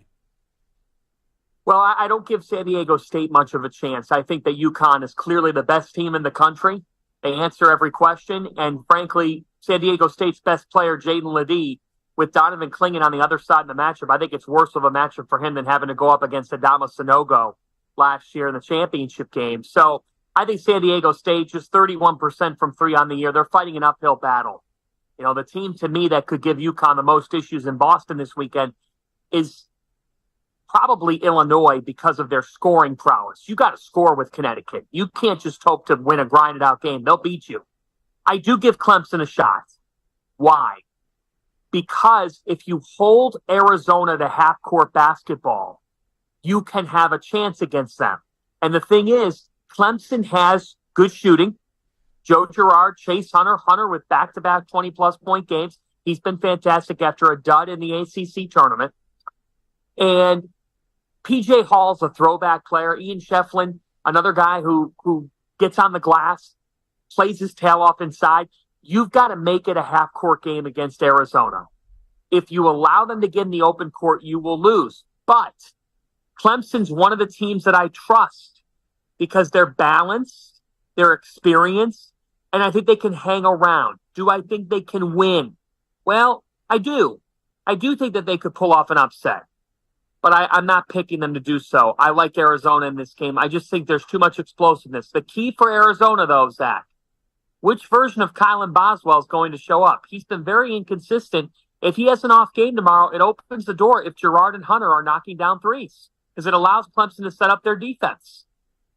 In a men's tournament, as John Fanta is here with us, where we don't have a lot of recognizable stars or recognizable names, when the bracket first came out, I just kind of looked at Arizona with Caleb Love and I said, okay, let me get that Elite Eight matchup with the trip to the Final Four going up against R.J. Davis and Armando Bacot. I was not optimistic on Alabama heading into this tournament. I've kind of grown more confidence with them through the first two rounds. I think Bama's going to pull off the upset coming up tomorrow evening against UNC. Where do you fall on that game as currently right now UNC is a 4.5-point favorite? Well, I like the pick by you. I think it's a toss-up game. I like Alabama there with the plus 4.5. Why? Because it comes off as a 1st to 80 type of game. Alabama should be able to score at will. Carolina's going to be able to as well. That's my one concern. Alabama's just they're very poor defensively. Although you get in the tournament sometimes, Zach, and teams just find a gear defensively that they haven't found before because it's a one-game play-in. You know, here's the thing. Mark Sears has to get some help. Like Aaron Estrada went 4 for 14 in the last game against Grand Canyon. That's not good enough. Like you can't go 4 for 14 again. Rylan Griffin the same way. Like some of their supporting cast has got to perform. I'm a little bit worried about Alabama in this game against Armando Bacot. I think Carolina, it would behoove Carolina to feed Bacot early and often. If I'm Alabama, I say, you know what? We want to make sure that R.J. Davis isn't getting off the dribble into the lane and for easy baskets. But I got to tell you, Zach, I like Carolina, but I don't mind your pick there of Alabama. If there's an opening night surprise, I think it comes from that game. Why? Because, again, you're picking Alabama because you trust their offense. They really score the basketball well, and they can control the way the game is played. And Nate Oates is a great coach. He really is a heck of a coach, and he'll have his team ready to play. So, this is going to be a fascinating showdown here. I like Carolina. I think it's destiny for us to get the Caleb Love Bowl. But then again, it might be too good to be true. And Carolina could be looking ahead. Talking to John Fanta, it's so funny how this works. When Illinois had Kofi and they had Io, they don't get to the Sweet 16. Now they get to the Sweet 16. Iowa State has had a tremendous season. We know TJ is a phenomenal coach. I give the slight edge to Illinois in this game. I don't feel great on either side. I'm judging by one of the answers you gave earlier that you're leaning Illinois, but how do you kind of break down this game and what does it come down to? Yeah, this is a really hard pick. What it comes down to is, can Iowa State find a way to contain the pieces beyond Terrence Shannon? At the end of the day, Shannon's averaging over 30 points per game in his last 6 games. That's scary good. It really is. But when you combine him with Marcus Damask and with Coleman Hawkins and with the pieces around him, Ty Rogers as well, Illinois right now, it's easy to see why they're the best offensive team in the country. Now, they say great offense beats great defense. Here's the issue. Illinois is not very good defensively. Now, Brad Underwood took exception to that in his media availability earlier today. He said, ask Miami how they were defensively last year. Look where they ended up. Illinois kind of reminds me of that Miami team with the way they can score the ball. But you say it. I love what you said about Kofi and Io DeSumo and Kofi Cockburn. Here's the thing. Illinois played differently then than they do now. There's a great story this week in The Athletic, I believe CJ Moore, and I'm writing about Marcus Damask today, and I'm going to reference what's in that original story, but talk about Damask's role for Fox Sports. And the story, Zach, is about how Brad Underwood called Jay Wright. Not called. Jay Wright had the Illinois-Tennessee game, and Underwood got together with Jay after the game. And Jay Wright said, you got to post up your guards. You got to play differently. Play some, what they call in Champaign now, booty ball. Yeah. A change in approach and psychology has led Illinois to being different, being tougher to adjust for, and has led them to success. So, the wisdom says Illinois, but Iowa State is so tough. It feels disrespectful picking against them. They've had a remarkable season, and Taman Lipsey and Keyshawn Gilbert seem determined. I don't know why, but I just think Iowa State's going to find a way to outlast Illinois in this game defensively and with their backcourt, with Milan Momcilovic playing a big role. Somehow, some way, the Cyclones get enough offense and get this game into a half-court setting. Shannon, 30 points per game, it's a lot to keep up. I think if anybody can find an answer for him, it's Iowa State. Talking to John Fanta right now. DJ Burns has been such a joy to watch with NC State. Shaka Smart now back in the Sweet 16 with Marquette. I look at this matchup, and it's bizarre how I'm going to say it, because you had the 5 games in 5 days. NC State, they go on the great run. They win the ACC tournament. They didn't have any look of that they were sluggish in the first 2 rounds of the NCAA tournament. With how they were rolling, even though you think the layoff would help them, does this layoff a little bit now work against this story of NC State that kind of caught lightning in a bottle last week? Yes, it does. The layoff works against them.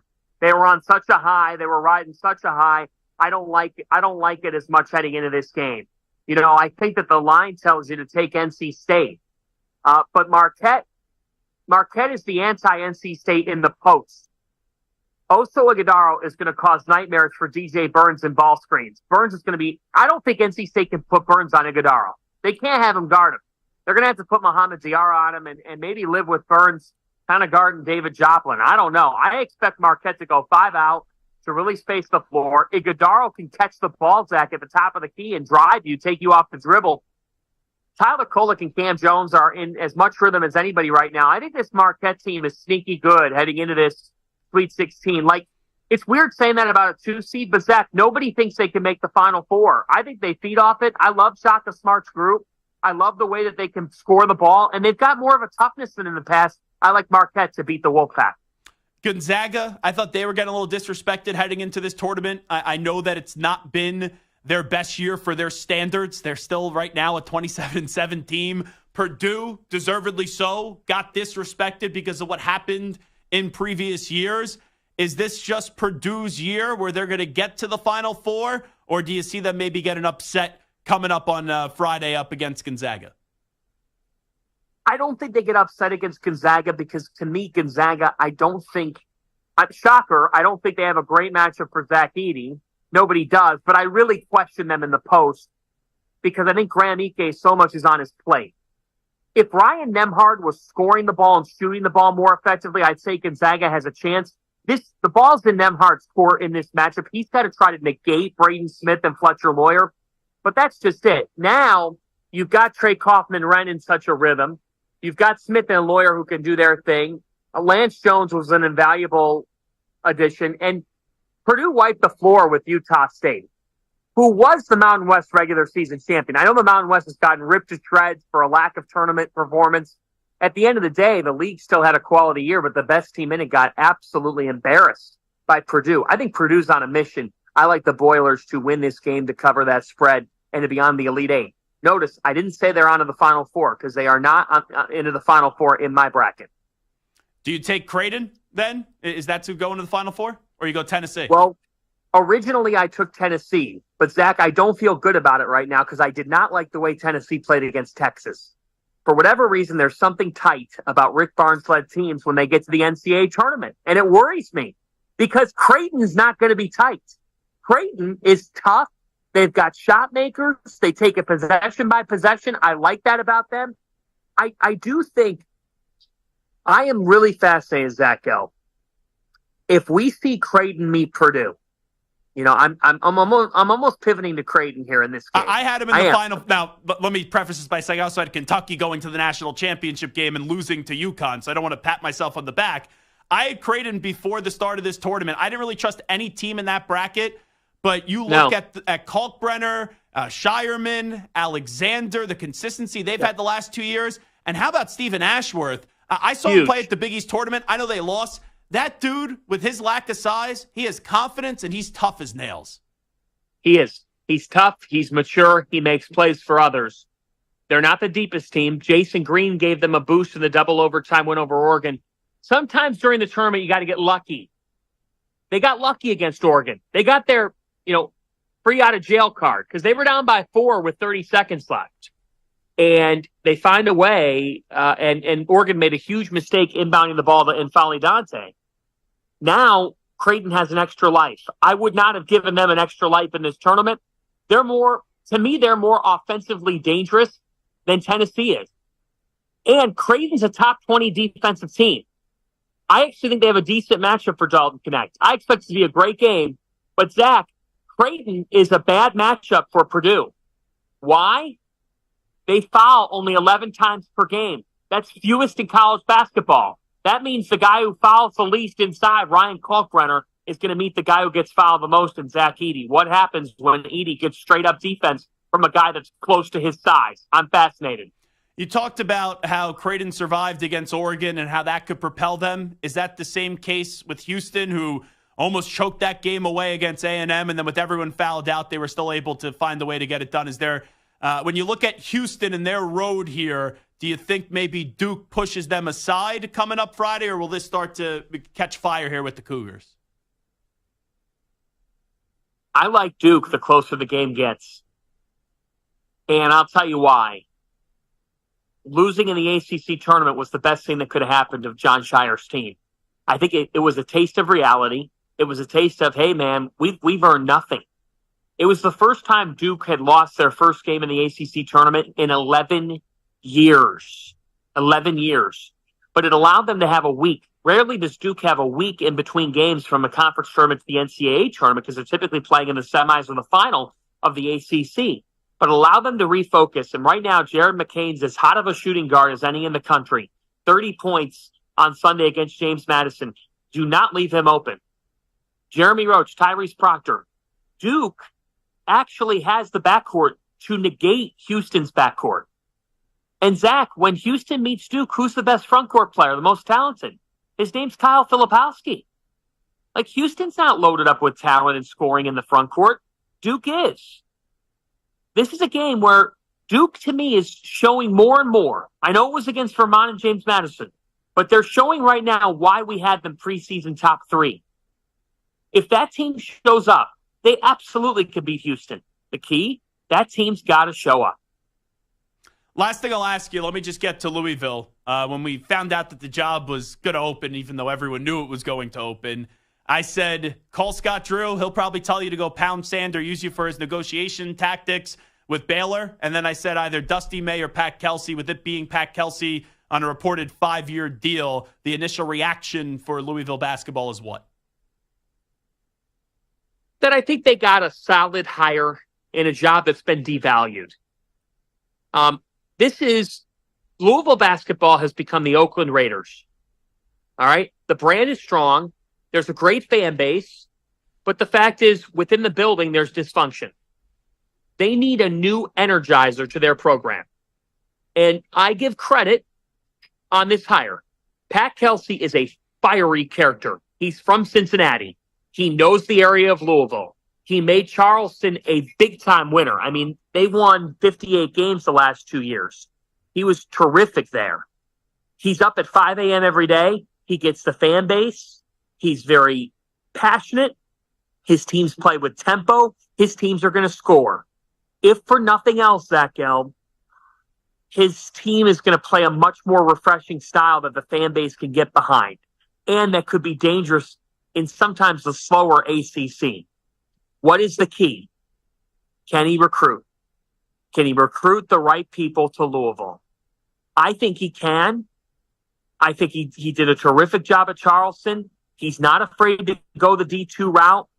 What I would encourage him to do is don't change who you are. Don't change what's gotten you here.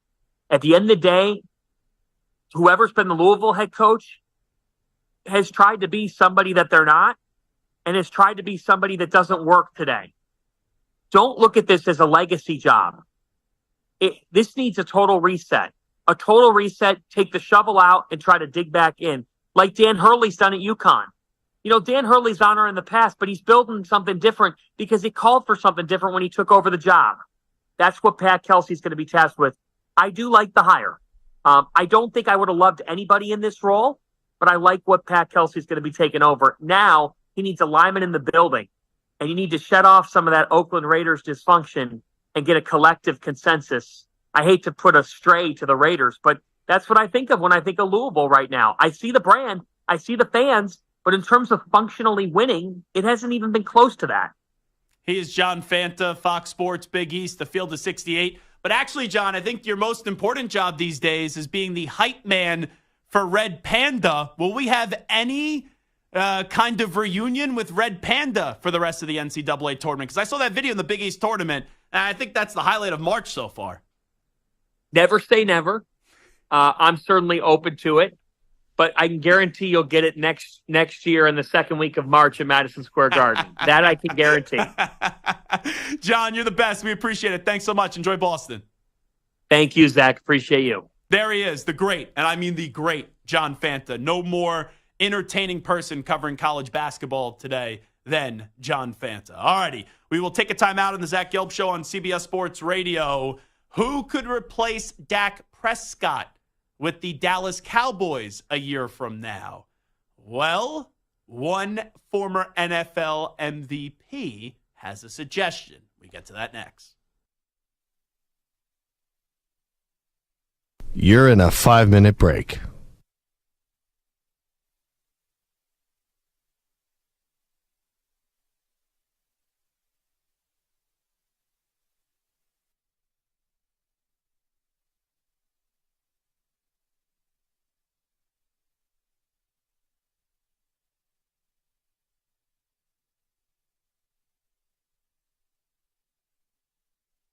Four minutes, 30 seconds remaining.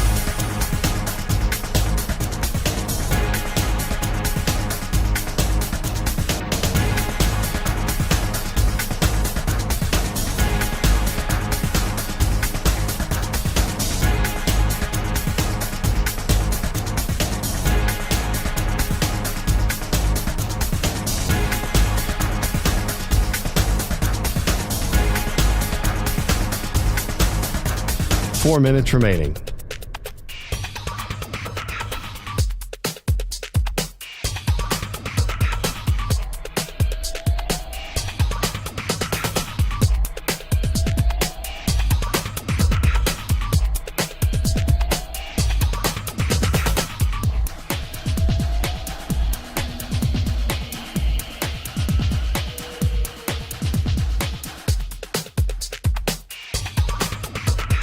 3 minutes, 30 seconds remaining.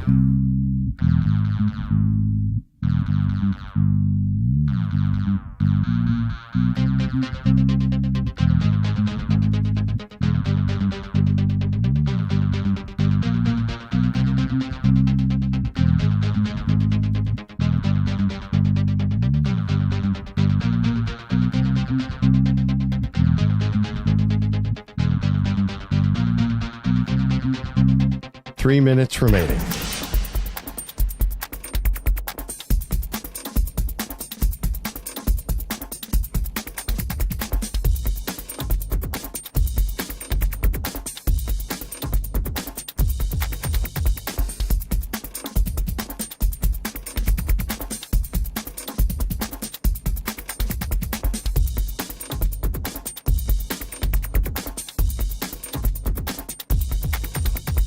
Two minutes, 30 seconds remaining.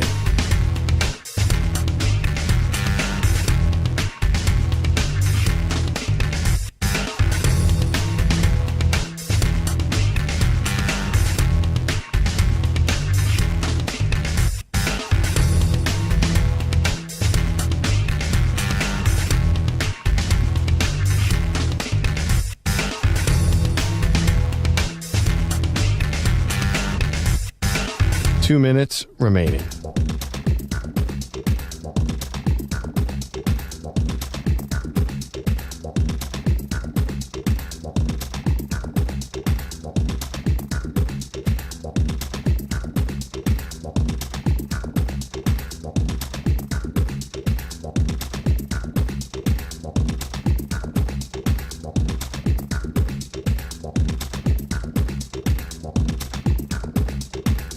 One minute, 30 seconds remaining.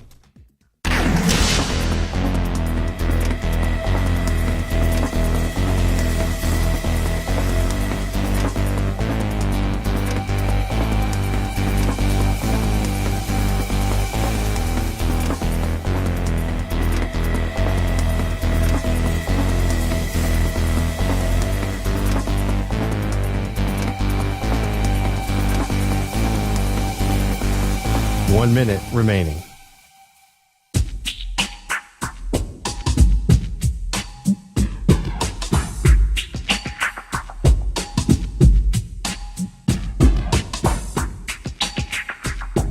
.45 seconds remaining.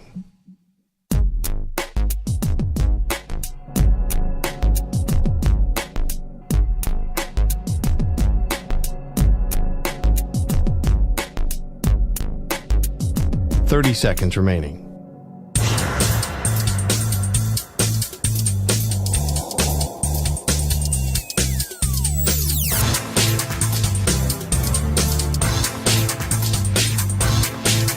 .15 seconds.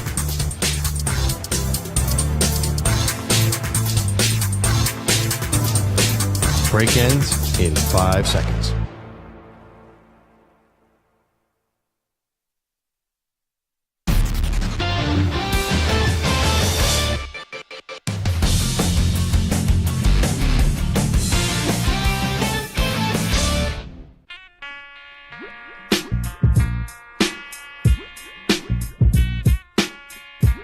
Now back to the Zach Gelb Show. All righty, rocking and rolling. It is the Zach Gelb Show on CBS Sports Radio. It is a Winkler Wednesday. Bart Winkler will join us coming up in about 15 minutes from now. And at the top of the hour, friend of show, the new head football coach of Alabama, Kalen DeBoer, will be joining us for a little college football fix. So yesterday, we played you some audio. And we played you audio of Coach Prime, Deion Sanders, saying that when it comes to Travis Hunter and Shedeur Sanders, they'll both be top 4 picks in the NFL draft a year from now. And Coach Prime did go on to say that there'd be some teams that Shedeur wouldn't play for, paraphrasing here, and he could pull an Eli Manning, which would be dictating where you would go. It doesn't matter if, let's say, like a team, at the time, like the Chargers had the number 1 overall pick. Eli wanted to go play for the Giants. Giants were sitting there in at like 4 or something in that draft, or 6, whatever it was in that draft. And they ended up taking Phillip Rivers, and they found a way to execute the deal and get Phillip Rivers to the Chargers and Eli Manning to the New York Giants. So a lot of people, including yours truly, said, well, if Coach Prime is going to stay with Colorado, it makes a lot of sense. Broncos don't get a quarterback this year. You have Sean Payton there, that you could see Shedeur Sanders forcing his way to the Denver Broncos. Well, former NFL MVP and longtime analyst on the NFL Today on CBS, Boomer Esiason, was doing his talk radio program earlier this morning on CBS Sports Network and WFAN in New York. And he said to his crew, you guys did not ask me where I think Shedeur Sanders is going to play. So Boomer Esiason said that he believes and he would predict that Shedeur Sanders would force his way to the Dallas Cowboys. And I give a lot of credit to Boomer for coming up with that take. Because every Tom, Dick, and Harry and Zach Gelb was saying, Broncos, Broncos, Broncos, Broncos.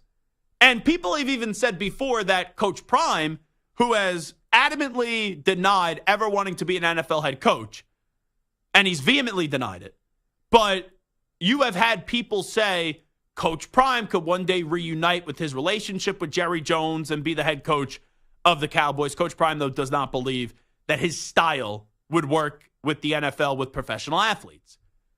But Samter, to have Boomer have the foresight to say that it's going to be Shedeur, I could see it.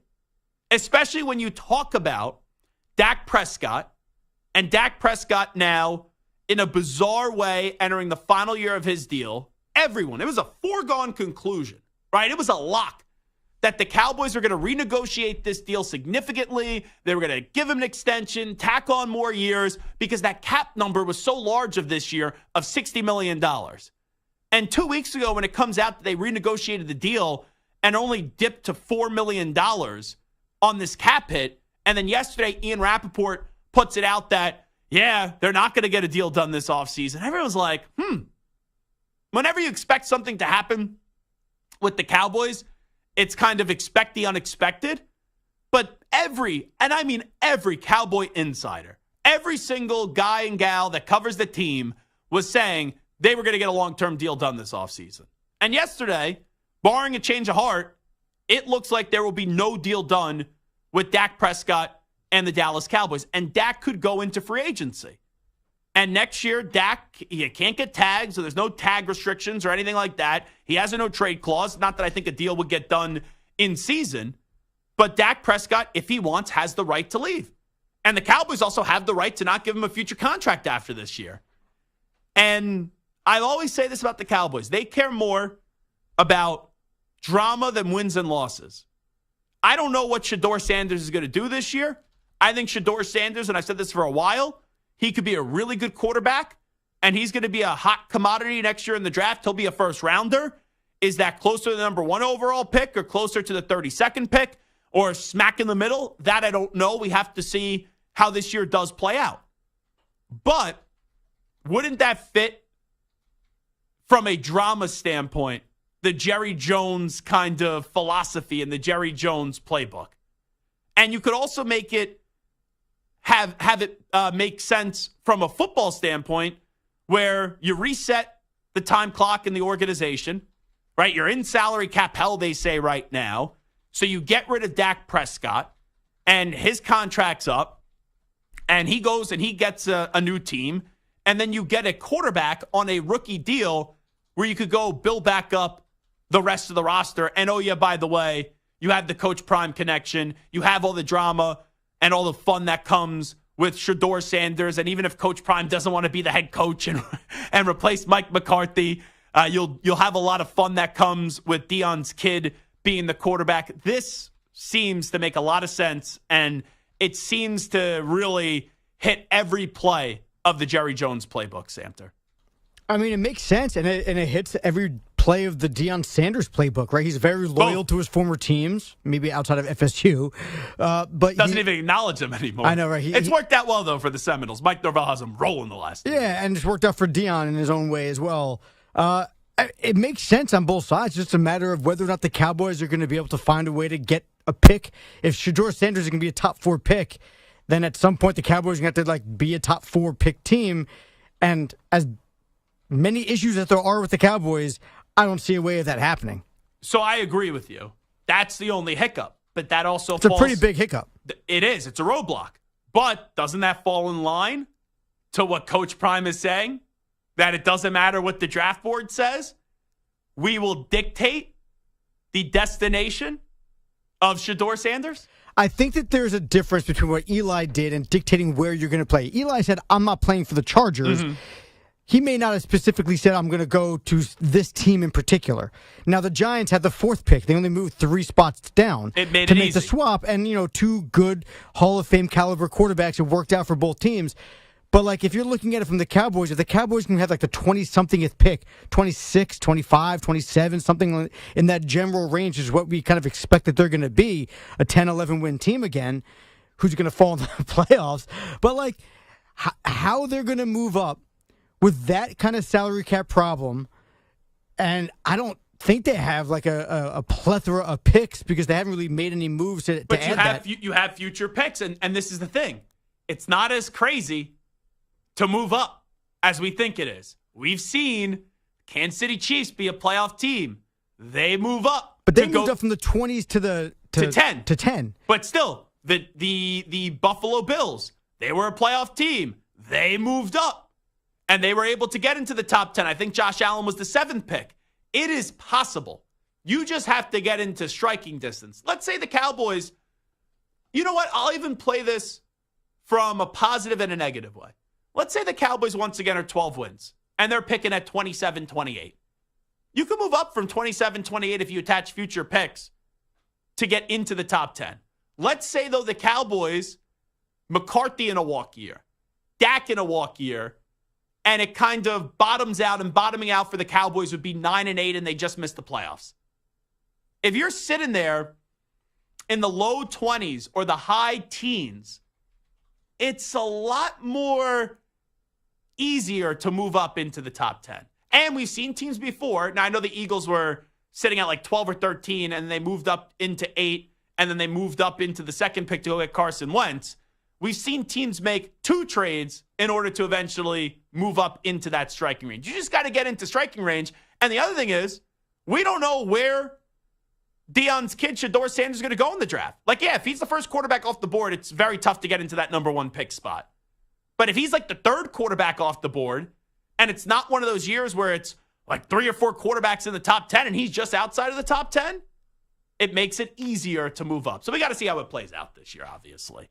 But I thought that was a very good thought by Boomer Esiason. Shedeur Sanders is the next quarterback of the Cowboys. And then it puts Deion back in play. I know Deion has said no to being an NFL head coach. You're telling me your kid is the quarterback of the Cowboys and you have that good relationship with Jerry Jones that you wouldn't say, they fire Mike McCarthy, you wouldn't be interested in the job? I think that's the one way you could see Deion coaching in the NFL. Does that mean he's taking Shiloh in the 6th round also? Maybe the 3rd round. Maybe the 2nd round. Maybe you get Travis and Shedeur. Maybe you find the way to get both in the 1st round. All righty, Zach Gelb Show, CBS Sports Radio. Bart Winkler will join us next on Winkler Wednesdays. Update time first. Here is the Ackman Rich Ackerman. CBS Sports Radio. Sports Flash. Well, Jadeveon Clowney is heading home. The Rock Hill, South Carolina native has signed a 2-year deal with the Carolina Panthers, his 6th NFL team. The Dodgers have locked up catcher Will Smith long-term, reportedly giving him a 10-year, $140 million extension, while Red second baseman Matt McClain underwent shoulder surgery and is out indefinitely. Louisville was among the first to have a coaching vacancy and has finally found somebody to fill that void. The school reportedly targeting Charleston's Pat Kelsey as its next head coach. The 48-year-old is from nearby Cincinnati.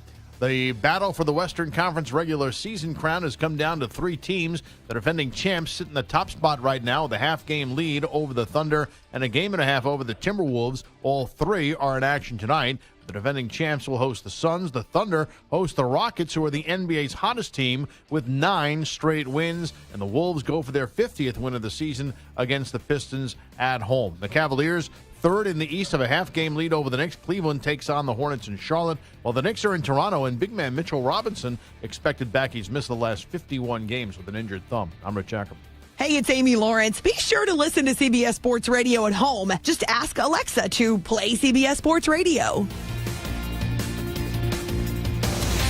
CBS Sports Radio.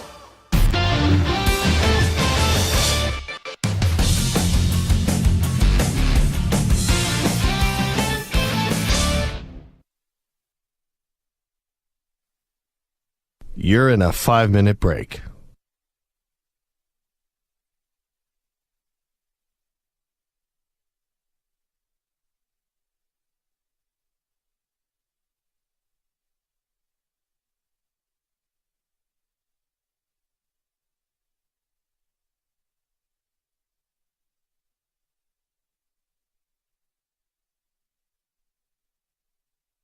Four minutes, 30 seconds remaining.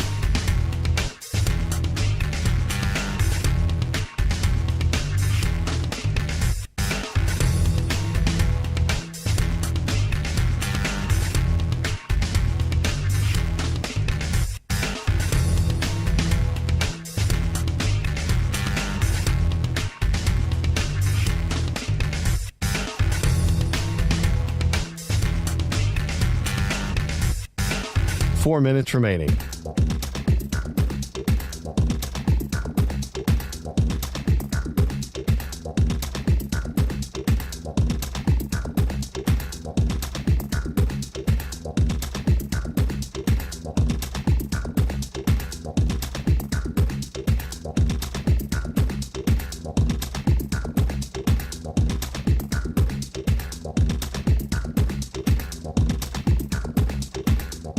Three minutes, 30 seconds remaining.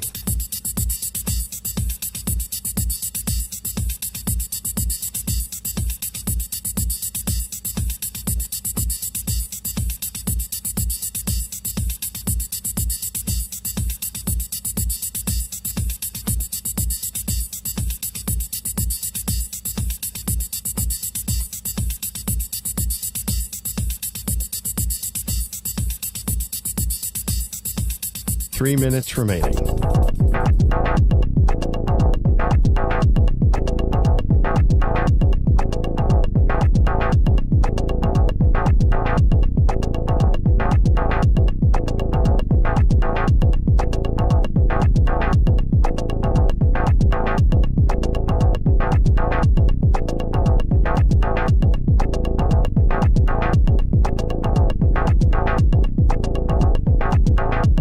Two minutes, 30 seconds remaining.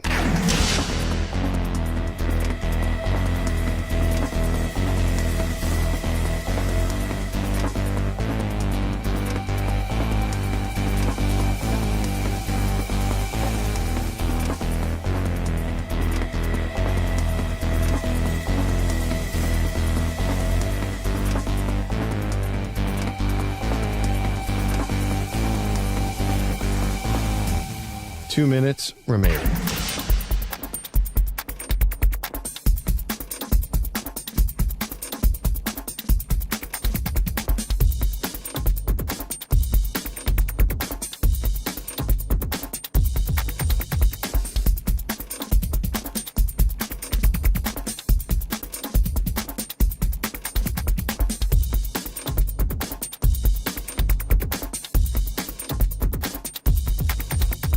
One minute, 30 seconds remaining.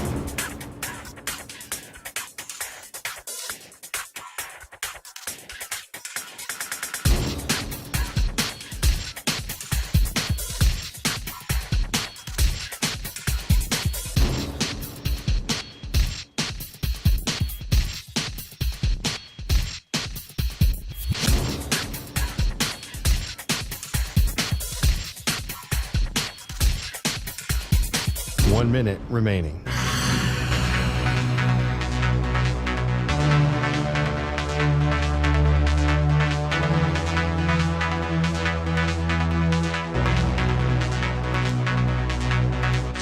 45 seconds remaining.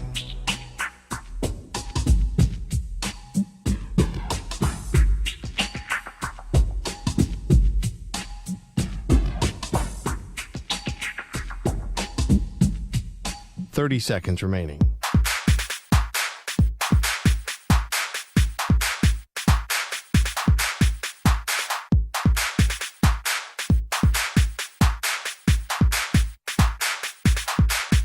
Fifteen seconds.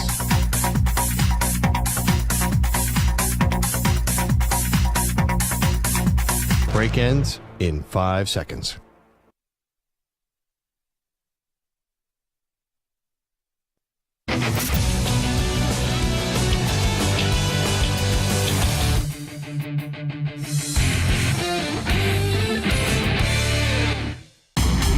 It's a battle for CBS Sports Radio. Zach. Lethargic, putrid, pathetic. Quitters. They're quitters.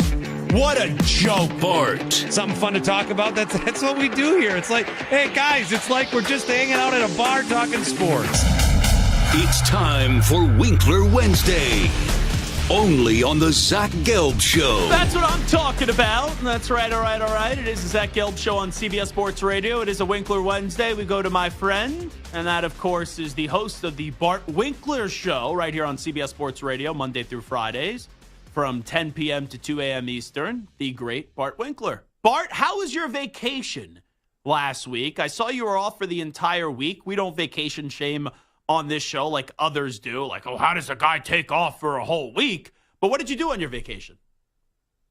Well, first of all, the fact that you were all, like, off the whole month of February, I was like, oh, I can take a vacation. Maybe I will take. I wasn't off. Oh, you're in Puerto Rico. You're in wherever that. I think you were on the moon one week. I only missed 4 shows, though. Only 4. Oh, okay. Well, I missed more than that. Yeah. It was less of a vacation and more of a trip. Okay. Where'd you go? We went to Florida. Ooh. We saw my parents who live there. And then my wife's mom is spending a month in the Villages. So I had never been to that portion of the state before. Likely will never return, but a very beautiful area. Yeah. I'm just going to go out on a limb here. When Bart Winkler goes to a pool in Florida, and I know the weather may not have been great, but let's say if it is a good weather day, you're probably just marinating yourself in sunscreen. I think you probably sunburn very easily. You are right. Good call. I did do pretty good. I did pretty good not getting burnt. We stayed in pools. My parents have like a little shade thing. They have a pool at their house. No beaches. Not a beach guy. Not a beach guy at all? Get me away. Not even if I give you a nice drink? You have no interest of going to the beach with a nice drink in hand. I like the beach drinks at the beach bar. But like we went on a vacation once where we just like, what do? You just wake up and go on the beach all day and read and stuff. Man, that sucks. That's not fun. So not a beach. I feel like that if Bart is going to go on one vacation, I don't know why, Bart Winkler, you give me big cruise guy vibes. That's what I kind of feel like with you. You're a big cruise guy. Never have been, never want to be. Man, I always have my pulse on the situation. You got right the sunburn thing. You got the sunburn thing right, but I'm batting 50-50 then. I'm batting 500. That's not bad. I would get a record-breaking only contract in Major League Baseball. There's only one place I'd ever want to go, and I'll go there over and over, and that is Las Vegas. Viva Las Vegas. How many times have you been to Vegas? Only like 3. Okay. Well, maybe we'll go to Vegas. Actually, I was thinking about this the other day. I was going to text you. Maybe for the first or second round of the playoffs, depending on when they are and everything and what my schedule's like, maybe I make another trip to Milwaukee and we go to a Bucks playoff game together. Your thoughts on that? I would like that. I also want to get to New York. I had big plans to get there tomorrow for the Mets home opener against the Brewers, and then they canceled it. Push it to Friday. I can't go Friday. It's all right. You probably weren't going to come either way. Bart Winkler here with us. Let me get to the Cowboys here now. So every day we do a show, we got to talk about the Cowboys, right? That's part of the gig here on national media and doing a national radio show. But the Cowboys are the gift that keep on giving. They're not going to get a long-term deal done with Dak Prescott. With him having the ability to hit free agency next year because they can't tag him, do you think this is the final season for Dak Prescott in a Cowboys uniform? I don't think it should be. I know we do talk about the Cowboys a lot, but I enjoy it. I enjoy talking about the Cowboys. I hated them growing up as much as anybody. And I will not call myself a Cowboy fan. But the line I always use is, I do like watching them and I do root for them to win. I'm not a fan, but I do enjoy watching them. I'm astonished with this offseason because not only are they not signing new guys, they're letting old guys go or, players go and not replacing them in any way. And Jerry Jones, okay, he was doodling on that piece of paper, pretty funny. But that's what he is doing in this offseason. He's not doing anything. And now he's got Mike McCarthy, lame duck, Dak Prescott, lame duck, quack, quack. And the way that I the way that I approach what I thought they would do in the offseason, and I feel terrible about saying this, but I'll just say it how, if I was Jerry Jones. If I was Jerry Jones and I was 81 years old, I don't think I would waste any seasons being we'll just see what happens. Yeah, the end is near. And I would just think of my own. I'm not saying that, he's going to die soon. No, I'm not. Well, he's not living for 20 more years. And he's not running the Cowboys for 20 more years. I'm not kidding. I was thinking about this morning. So but don't you feel bad saying that? One of the reasons terrible. I think the Cowboys should be more aggressive in free agency is because Jerry Jones is old. Is that messed up? No, it's not messed up because I was thinking about life earlier this morning. Oh. I had to buy my father a 65th birthday present, and I'm going to be taking off, so don't vacation shame me, on April 12th because I'm taking him to Mohegan Sun. I'm off too that day. Oh, look at that. Well, you have more off days than anody here. I want to know who your agent is. You just got here to CBS Sports Radio. Dude's more off than he is on with the network. But I got my dad tickets to Bruce Springsteen and the E Street Band playing at Mohegan Sun, nice 10,000-seat venue. And I thought to myself, man, my dad is 65 coming up in June. I'm taking him a little bit early for his birthday in April. And I'm like, there's a chance he only has 20 more years.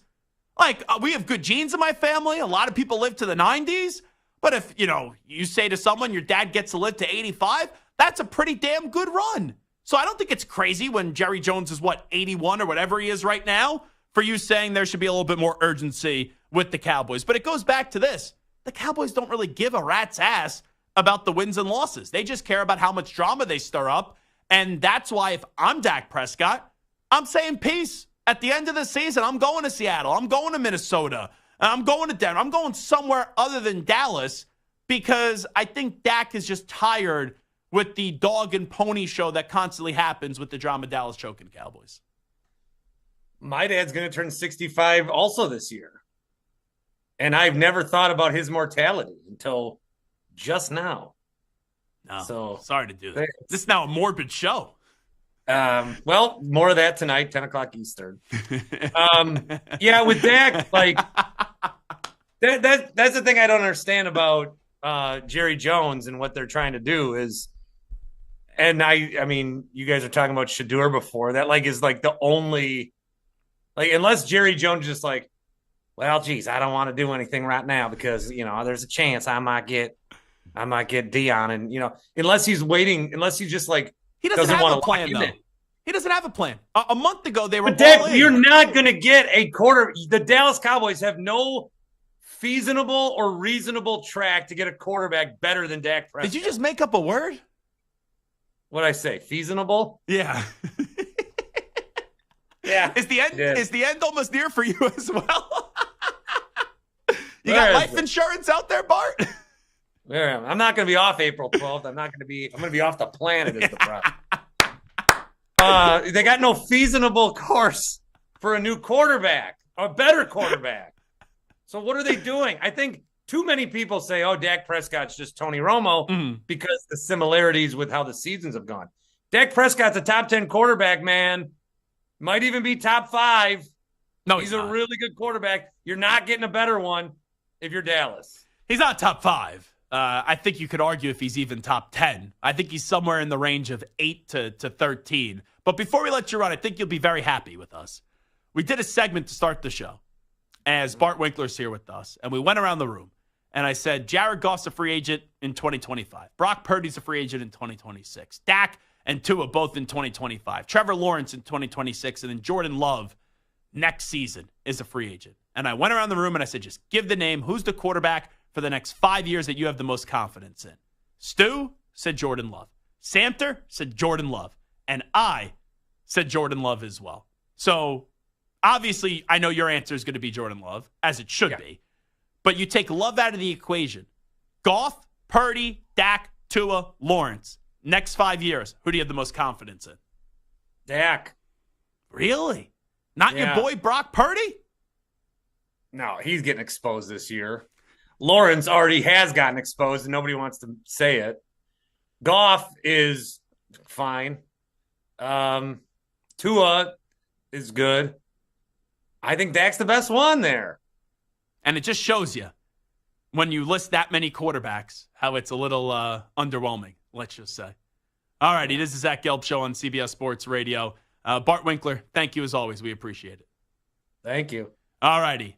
We will take a timeout. Coming up momentarily, we will be joined by the new head football coach of Alabama, Kalen DeBoer.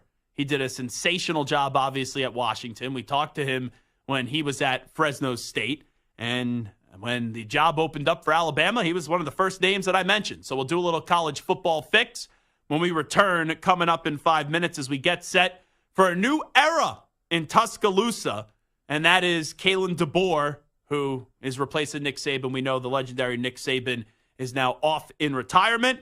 And you have an Alabama team where I was looking at their schedule the other day. I think a lot of people think Alabama's going to fall back. No, I don't think that. I look at Alabama's schedule the other day, and you know the brand of Alabama, and you get the quarterback, Jalen Milroe, coming back, and you have a strong offensive-minded coach in Kalen DeBoer. I think this team is set up for a really good season in year number 1 for Kalen DeBoer in Alabama. All righty, coming on back. It is Zach Gelb Show on CBS Sports Radio. College Football Fix next.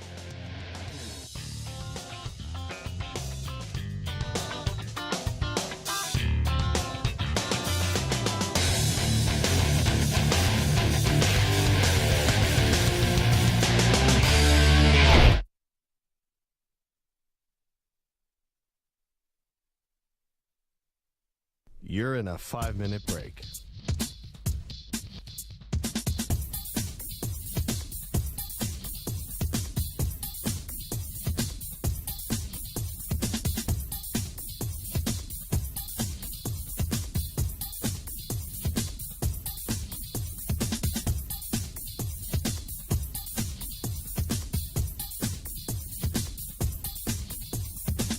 Four minutes, 30 seconds remaining.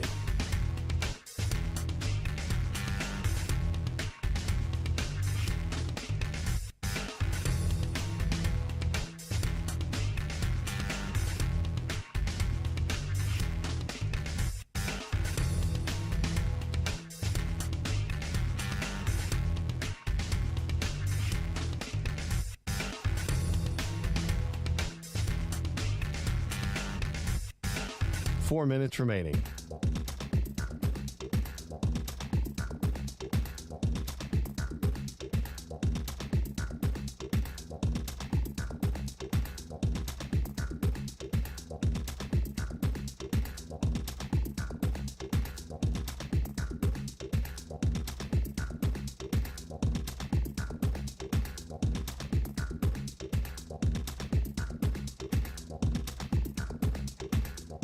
Three minutes, 30 seconds remaining.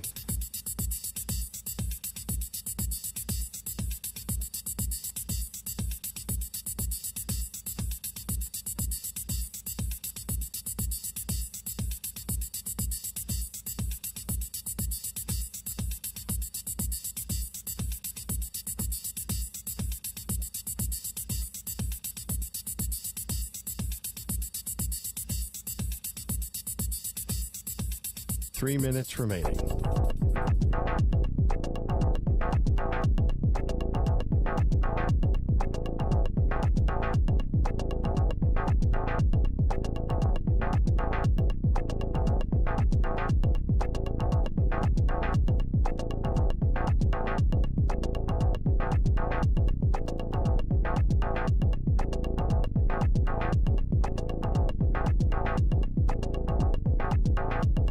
2 minutes, 30 seconds remaining.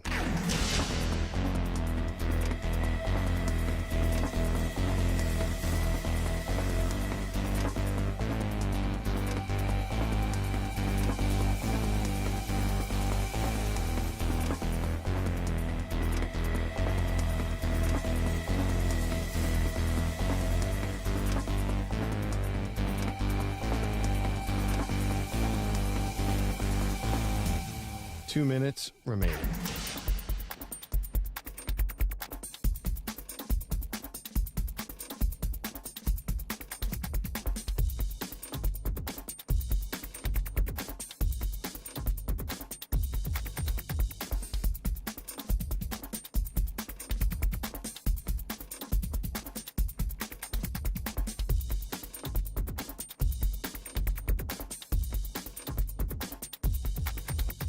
One minute, 30 seconds remaining.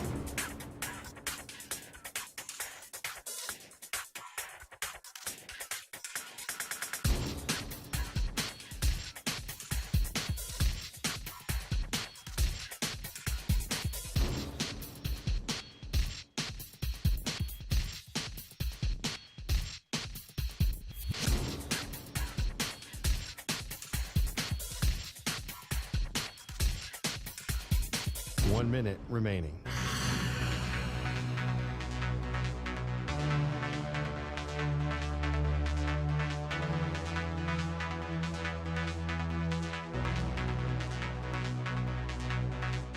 Forty-five seconds remaining.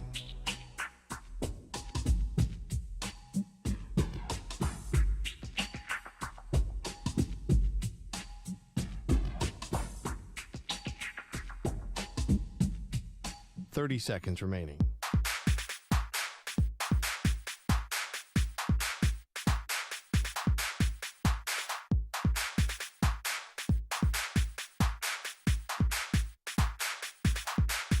Fifteen seconds.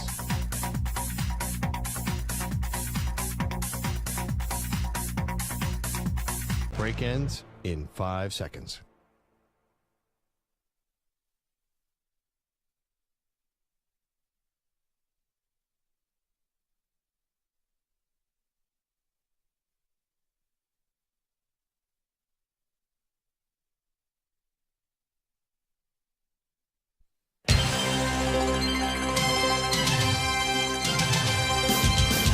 We miss college football. Milrose stands in. He throws into the end zone. He caught it. It's caught by Isaiah Bond in the corner of the end zone.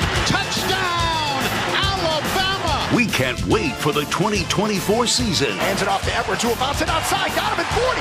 Got him at 30. Donovan Edwards is in the clear. His second touchdown run of the ball game. This time from 46 yards.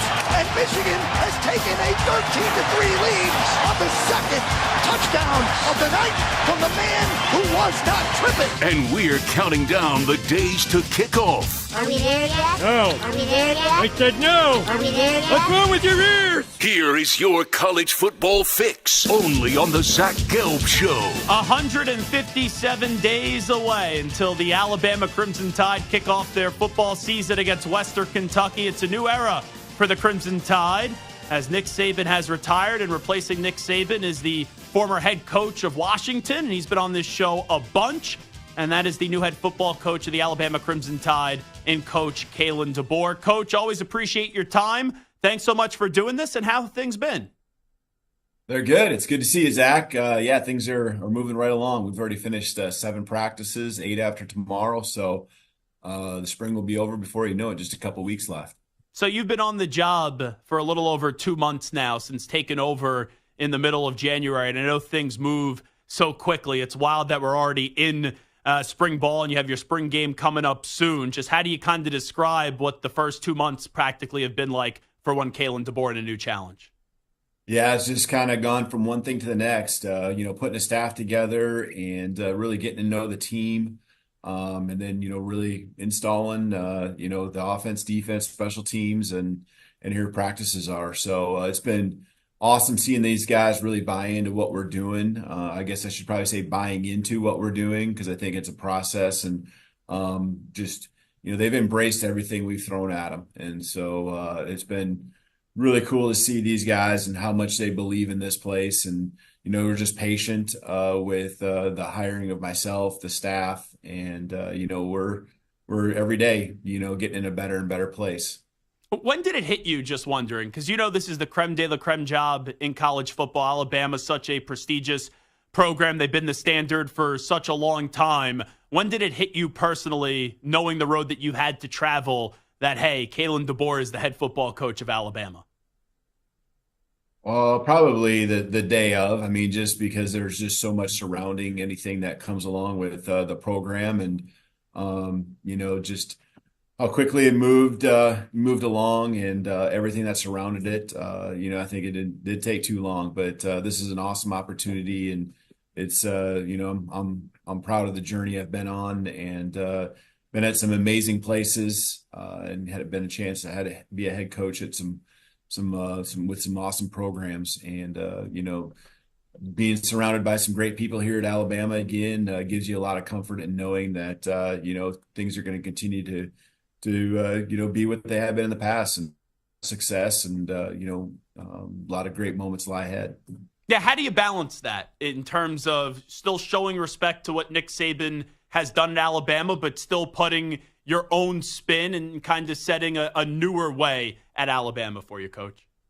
Yeah, I know I used the word embrace earlier in a different area, but I think it's all about embracing, what's been done here, and all the great players, all the great coaches. Coach Saban, obviously the last 17 years has been, the figurehead, and the one that's led the charge. But it's just so much tradition, so much pride, and just embracing that, and knowing that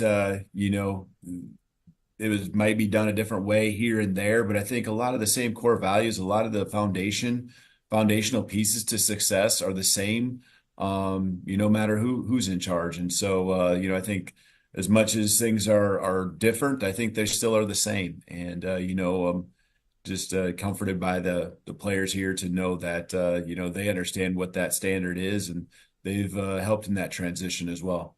I hate when people say you never want to replace the legend. You want to be the guy that comes, second after the legend. I think it's so stupid. You're ready for this opportunity. You've won everywhere you've gone, but there will always be a portion of the fan base, because of how successful Nick Saban was and what he meant to that university, that will say, oh, I don't care who they bring in, it's not Nick Saban. What do you say to any Alabama fans that are still skeptical about your hire, Coach Kalen DeBoer?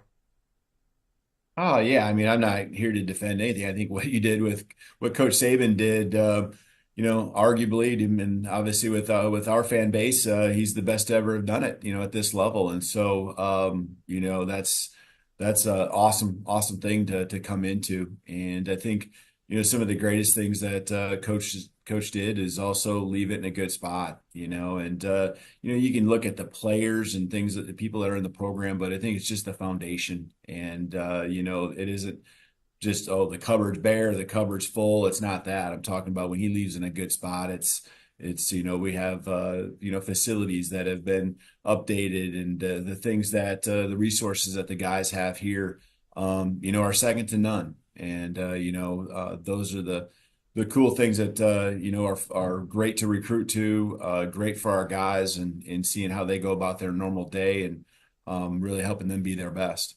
We all know how big trust is, right? You got to trust your players. Your players have to trust you as well. How do you kind of build that trust, and how has it been going so far with the new voice coming in? Yeah, I think being consistent, as long as I'm consistent and they know what they get from me. And I think the messages are always very clear and concise, and expectations, are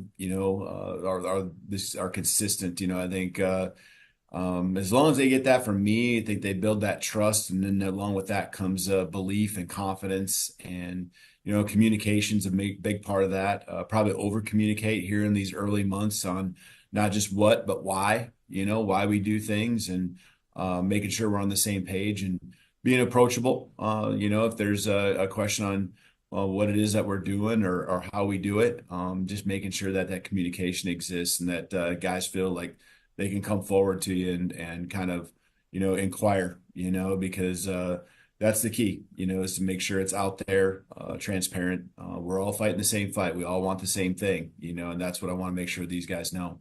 Talking to Kalen DeBoer, the new head football coach at Alabama. What have been the early impressions so far of your quarterback now and Jalen Milroe?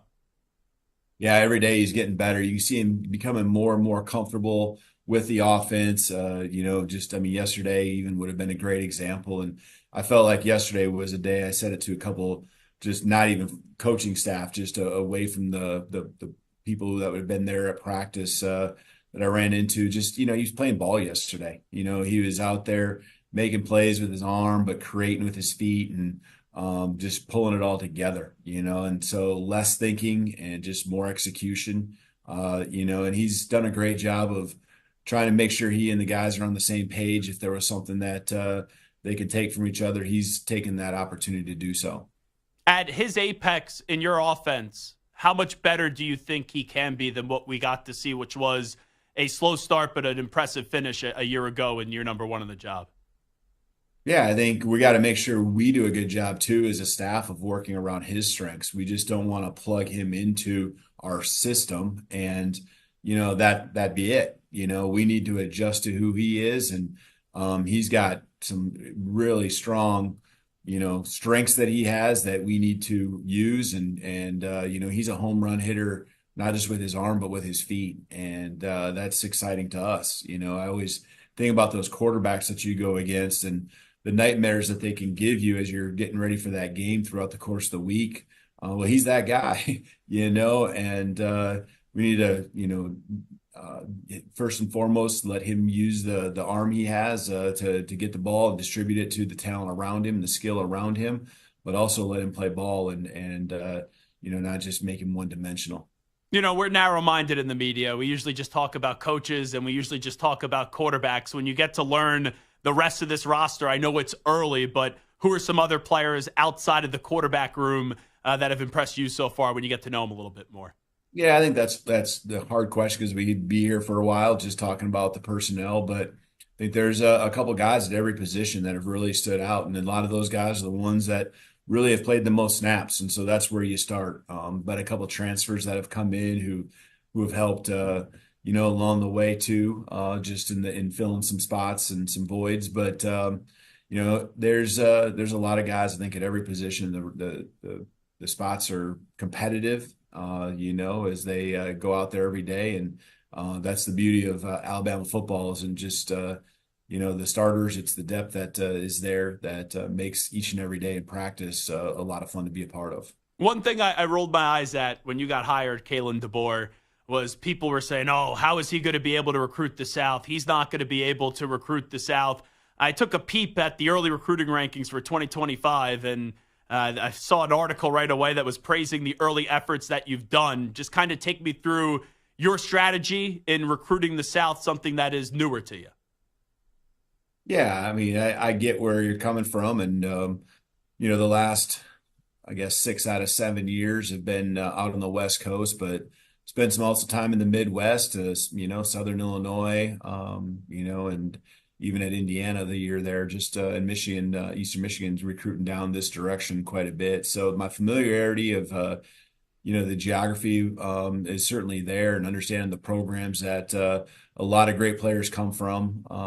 Didn't take long to kind of get back into that mode, but I think a lot of it was just putting, a staff around me that had the contacts, because coaches do switch schools at the high school level, and, understanding kind of who some of these players were the last couple of years that we've had an eye on, and built a staff around me that, had a lot of this either awareness or understanding, and, not just on the field staff, but with our recruiting staff as well. And so, they've done a great job. They're just working together, and there's some catch up in there in the relationship building. And there's some players that have been recruited for multiple years, by programs in the Southeast, and so we aren't there yet with some of those players who've been on the radar of these schools for a while. But I think the efforts and just once players get to our campus along with their families, I think it's been really cool to see their response and how all of a sudden they really want to be engaged and have more opportunities to come back to campus and really get to know us. Let me ask you about your old quarterback at Washington, Michael Penix Jr. In this draft process, it seems like everyone's talking about Caleb Williams, Jaden Daniels, Drake May, even the rising stock of J.J. McCarthy. Do you feel like Michael Penix Jr. is getting a little disrespected in this draft process from what you still follow? Well, I think, first of all, you understand. I mean, those are some talented individuals that you just mentioned, competed against a couple of them. And so totally get it. I mean, that, the hype is well-deserved for each of those players. And, of course, I'm going to be biased, but I will stand on the table for Michael Penix in every way possible. And the journey is one thing. It's made him who he is as a person. It's allowed him to be able to go out there on the football field and just, be in the moment, be in the present. Everything he says is absolutely real. But when it comes to a skill set, I just, especially throwing the football, I just don't know how his, skill set and what he's done doesn't just transfer immediately into, the NFL. And that's not to even slight the NFL. I just think he's that talented. I think he's that special. He can throw it wherever you want it with great accuracy. It's what makes him different in another way is how catchable his balls, are down the field, whether it's deep, short, intermediate. And again, he has all the tools to be great. And, I just really feel from a passing standpoint, he's the best one out there. Wrapping up with Kalen DeBoer, the new head football coach at Alabama, I got to ask you about NIL and the transfer portal. It's two of the biggest things that we talk about in college football. We've heard Nick Saban's true thoughts on it since retiring. He doesn't have to try to embrace it, though, anymore.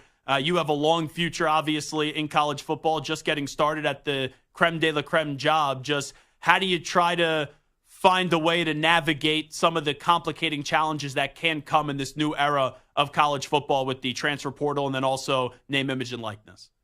Well, I'm trying to think of another word besides embrace, right? Because I've used that multiple times. But I think just, understanding that's where we're at right now. And, who knows what it's going to look like a couple of years down the road. But I think it's a great thing for guys. It's just a matter of having some, regulations or consistency that we're all playing when it comes to the same field, in the usage and opportunities that NIL can create. So, I think it's great that these guys nowadays, have it. And, fortunately, we're at a place where, NIL opportunities, are there for our guys in a great way. And so, we'll see what happens in the future, but it certainly is the world we're living in. And we're going to, again, embrace that. Right. And, and celebrate the opportunities that come our way for guys that do get that NIL. Two more for Kalen DeBoer. Gambling, obviously, recently with Major League Baseball and the Ohtani situation with his interpreter. We've even seen it prop up in the NBA. There's been issues in the past in college football and even basketball this past year. Do you just kind of have to reiterate to your guys about gambling and what they can't do, obviously? Is that something that's come up recently? Well, it's always something that I've certainly told my teams each and every year, and especially at these times of, when you have the March Madness or whatever it might be, you're always reminding the guys of what, is out there and how much gambling surrounds, not just our sport, but these other sports as well. So, we're constantly on that, whether it's, our guys or just also, making sure that information from within our program tries to stay as tight as possible. When you define success this year at Alabama in year one, because you never know how year ones are going to go, what do you think would be a successful season for you guys this year, Coach? Yeah, I know I get asked that question a lot, and I have for many years, and I've answered it the same way. And it's, there's expectations in this program. There's no question, winning a championship at the SEC level, at the national championship level. I mean, they're hanging all over, right? The rings are there, the trophies are there. So we understand clearly the expectations, but we just really dial in on each and every day, focusing on being our best. And I think, when we are our best and we focus on what we can control, those things will happen. And so the success part, to me, is what we're doing today. And then tomorrow we're going to focus on what we do at that moment. And that's what's worked for me wherever I've been, just really dialing it down. And again, we're not going to shy away from how important winning is. It's a big deal, but we're going to maximize the opportunities in each day that we have together. Well, I'm elated for you, and also your family always been kind to us throughout the years, through the many stops. Good luck as you try to build this thing. Obviously, in year one for Kalen DeBoer at Alabama. We appreciate the time as always. Thanks so much. You bet. Thanks for having me on, Zach. Appreciate you. You got it. There he is, Kalen DeBoer, the new head football coach at Alabama. A little over 2 months on the job, and we're getting closer and closer to college football. We got spring ball coming up soon, and 157 days away for Alabama kicking off their football season against Western Kentucky. Good stuff there. Let's pick up where we left off when we come on back. Year one expectations for Kalen DeBoer at Alabama. Will fans be reasonable in year one? What is the standard? We'll talk about that next. You're in a 5-minute break.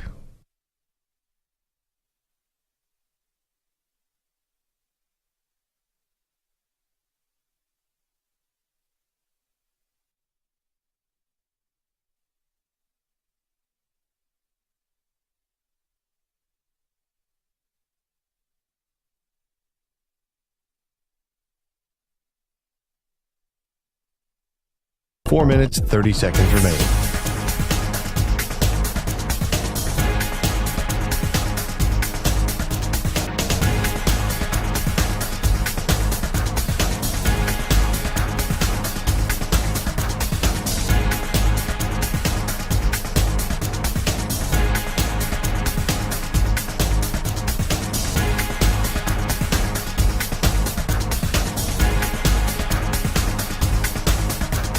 Four minutes remaining.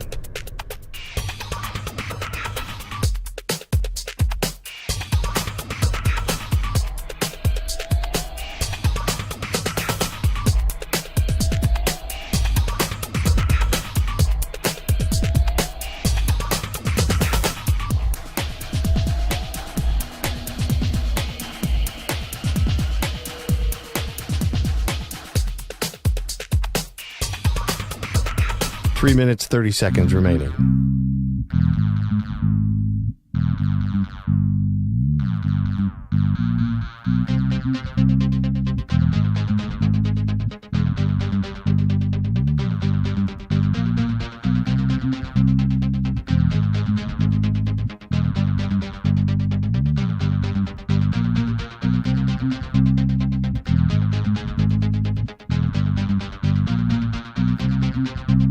Three minutes remaining.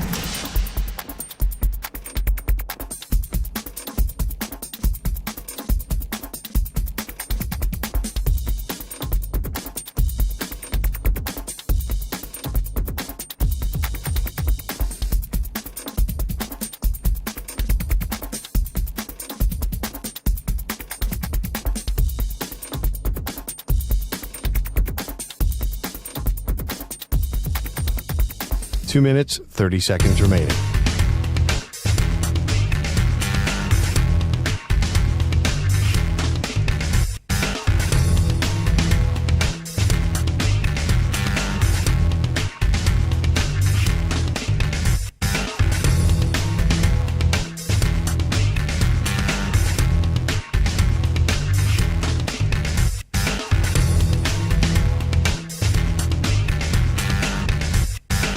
Two minutes remaining.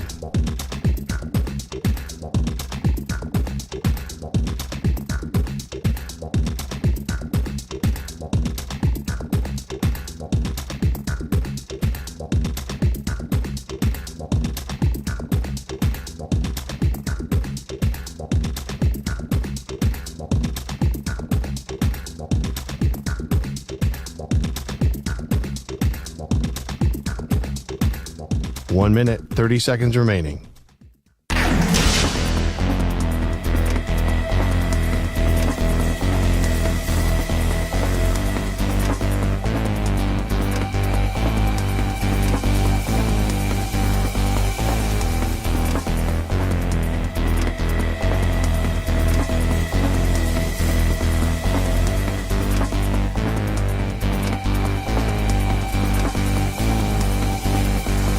1 minute remaining.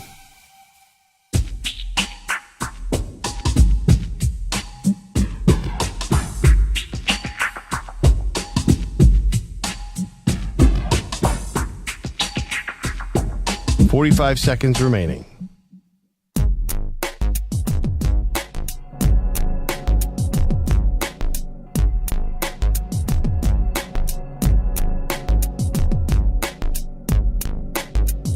.30 seconds remaining.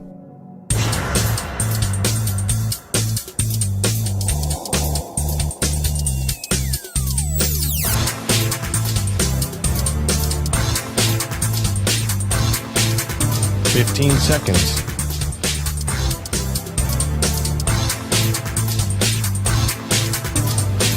Break ends in 5 seconds.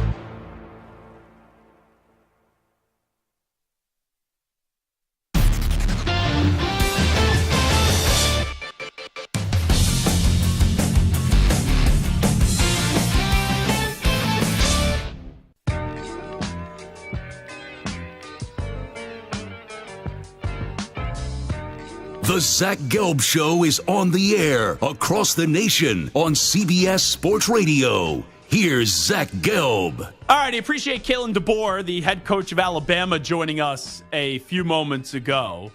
And a lot of times when you ask coaches, what's a successful season? Like, we know at Alabama, it's always championship or bust. And most coaches, they won't say championship or bust. And they will give you the answer if you just got to kind of go day by day. And we know what people expect out of the program. It's to win an SEC championship, and then it's to win a national championship. But this Alabama team is in a really good spot. Like, the fact that you don't have to go find a quarterback and you return Jalen Milroe. And not only that, you know, nothing against Saban. I think the world of Nick Saban. But you would think another year, and now with DeBoer's system, that Jalen Milroe could get even better. So I look at this Alabama team, and yes, there's always going to be a learning curve. Yes, there's always a loss in year one of a coach that no one expects that ends up happening. But you look at the schedule, it's, for what is the SEC, there are some toss-up games, sure, but it's not a schedule where you're like, wow, Alabama can't get to the SEC championship game this year.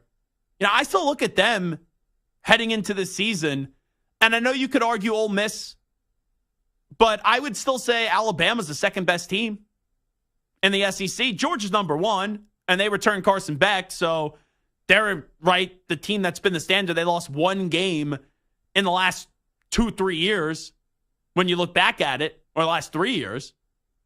So, yeah, this Bama team, their schedule, Western Kentucky, like, you can't lose those 2 games. You want to make a good first impression? Smother Western Kentucky, smother South Florida. But Alabama a year ago, that game against South Florida was ugly. Then after that, yeah, Luke Fickell, you're number 2 in Wisconsin. They should be better. That's the big game. It's Georgia. Georgia week 4. If you could pull off an upset against Georgia in week 4, and you get off to a 4-0 start, anyone that was skeptical of the Kalen DeBoer hire, which is a phenomenal hire by Alabama, that would have any of those doubts just completely go away for the rest of the season, you would imagine. Like, Vanderbilt's on the schedule, South Carolina, they're moving in the wrong direction now, Tennessee, Missouri. Now, Missouri could be a good football team this year, and they got a good quarterback too. But, you know, I'm not saying that's a game that Alabama can't win, even with all that Missouri does return. So you go through the schedule, and the more you look at it, even when you have a Missouri team with Brady Cook at quarterback, it's not as if this schedule is like murderer's row, even for what is the SEC. You play LSU, but they're getting, you know, they no longer have Jaden Daniels and Malik Neighbors. You play Mercer. Come on.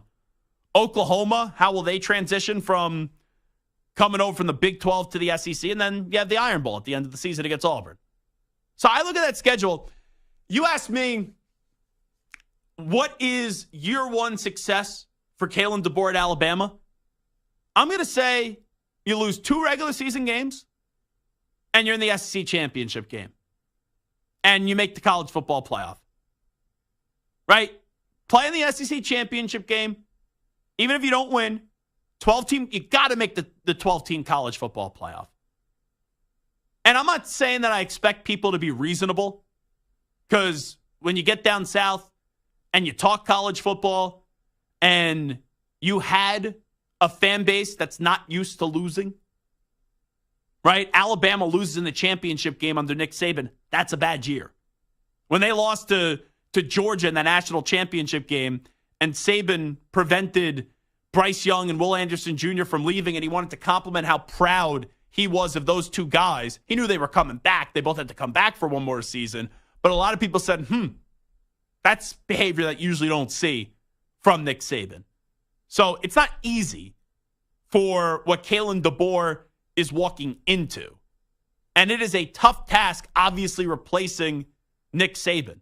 But whether it's at Sioux Falls, whether it is at Washington, Fresno State, this guy doesn't lose a lot of games. And yes, you got to appreciate, and as he said, and even poked fun at, embrace what Nick Saban has done. You'd be foolish not to. But you also got to do what made you successful. And you've already seen, I know it's very early, they've been able to get a bunch of 4-star recruits to Alabama for 2025. They're like 6 right now in the recruiting rankings and all that. So you're starting this journey, and he's only 2 months into the job. But if you're a Bama fan and you go into the season saying it's national championship or bust, he doesn't win a national championship this year, especially in a 12-team format, then get him out. Well, you're not reasonable. But if you want to be reasonable for this season, when you look at the schedule, Western Kentucky, South Florida, Wisconsin, Georgia, Vanderbilt, South Carolina, Tennessee, Missouri, LSU, Mercer, Oklahoma, Auburn, I'll give you 2 losses. Maybe even 3. But at the end of the day, people still expect you to accomplish things. And I would still anticipate Alabama being in an SEC championship game. And I would definitely anticipate them being in a 12-team college football playoff. Like, you are Alabama. You lose 2-3 games in the regular season. You will always, even without Nick Saban, you will be in the college football playoff. There's no way they're leaving out a 2 or 3 loss Alabama in a college football playoff. When it's 4 teams, we talked about Alabama with 2 losses. And you go back to a few years ago when they actually missed the college football playoff, and Nick Saban didn't really have an argument, but he was trying to make an argument for his team to still get into the college football playoff. But I'm most excited to see the development of Jalen Milroe under Kalen DeBoer. That's what I'm most excited about, because I think there is a different level to Jalen Milroe. Where earlier last year, I think you start to see signs when you have a legend like Nick Saban that's contemplating retirement. He does things that are out of character. I said this before. I do not believe that Saban wanted to bench Jalen Milroe earlier in the season. But he felt the pressure, and it didn't even last a full game, and he was already back on the field. So I take a look at that, and I see Jalen Milroe now with an offensive-minded coach in Kalen DeBoer, and even, heard the early praise, and it's been very early, but I think you're going to see some advancements this year of him throwing the football, because there were times last year where you did kind of sense that they didn't trust him throwing the football and how they were really run first with Jalen Milroe. So for Jalen Milroe staying and Jalen Milroe being at Alabama, and at first you had the initial naturally amount of players that would just get up and leave and that transfer out of the programs, they were able to get some guys in. And I do believe that DeBoer's the right guy. And that the biggest thing, too, he's unflappable. Like, there are some guys that would wilt under pressure about the idea of replacing Nick Saban. I don't think he won't be able to get the job done because of the pressure. I don't think that's going to be the case. Because once again, everywhere he's gone, he has won in some capacity. But now, this is the big boy pants getting put on, and you're at the preeminent job in the country of Alabama. But if you don't believe in DeBoer, that he can't even have the shot to succeed at Alabama, well, did anyone think at Washington he was going to get them to a national championship game. Like, no offense to the Huskies of Washington, the resources that he had at Washington pale in comparison to the resources that he does have at Alabama. All righty, this is Zach Gelb Show on CBS Sports Radio. We'll wrap up shop on the other side. I may have to start my movie career, by the way. And we'll tell you why that could be the case when we return in 5 minutes. I may be getting some big calls here to be in a movie, hopefully, if someone's just true to their word, which isn't always the case. So we'll tell you what's cooking on that front when we return. Update time first, though. Here's the Ackman Rich Ackerman. CBS Sports Radio. Sports Flash. Well, the Panthers have been spending money this offseason and now have lured Jadeveon Clowney home as the Rock Hill, South Carolina native gets a 2-year deal to join the Panthers after spending last year in Baltimore. The Dodgers spent $1 billion in the offseason, so what's a little more? Coming to terms with catcher Will Smith on a 10-year extension worth $140 million. Red second baseman Matt McClain underwent shoulder surgery and is out indefinitely. Louisville has fallen quickly, and it appears it'll be Pat Kelsey's task to restore the pride to a once proud program. The school will be naming him their new head coach at a press conference tomorrow. He comes after a successful stint at Charleston and Winthrop. A game and a half separates the top 3 teams in the West as Denver sits in the top spot. The defending champs look to extend their winning streak to 5 when they host the Suns, while the Rockets bring a 9-game winning streak to Oklahoma City, which is only a half game off the Western Conference lead. And the Timberwolves, third in the conference, a game and a half behind Denver, will host the Pistons tonight. I'm Rich Ackerman. Jim Rome here. Thursday in the Jungle, a conversation with our guy, Houston's Kelvin Sampson, and another edition of What's Your Beef? Thursday, 12 noon Eastern, 9 Pacific. CBS Sports Radio.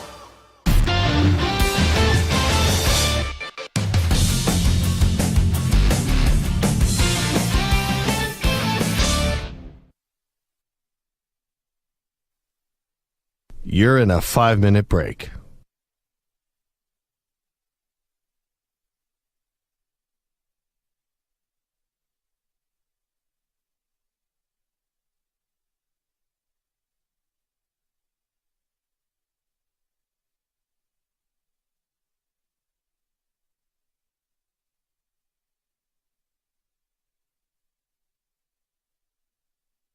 Four minutes, 30 seconds remaining.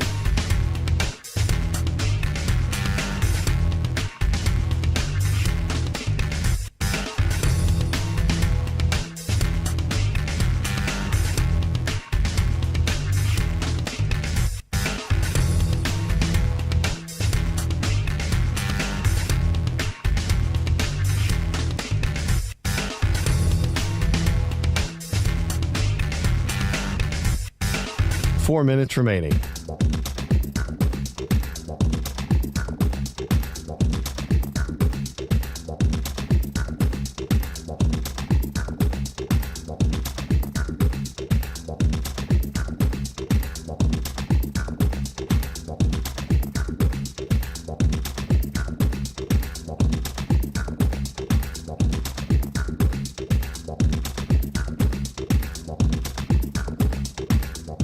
Three minutes, 30 seconds remaining.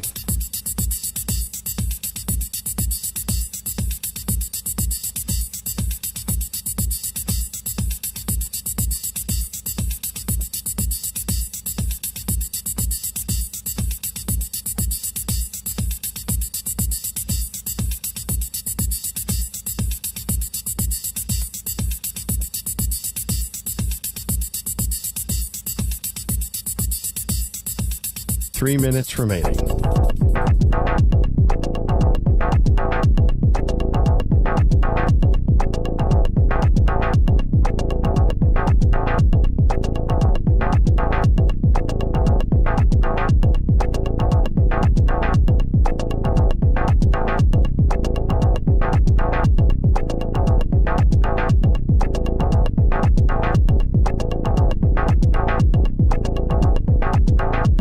Two minutes, 30 seconds remaining.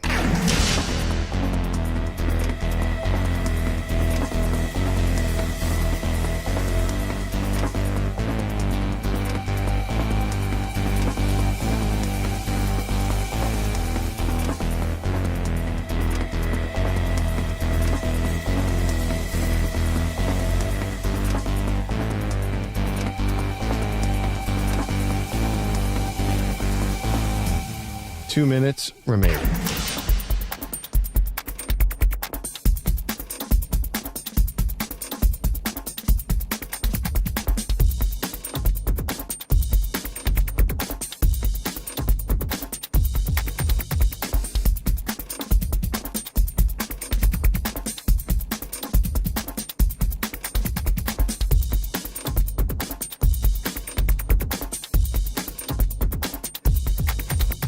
One minute, 30 seconds remaining.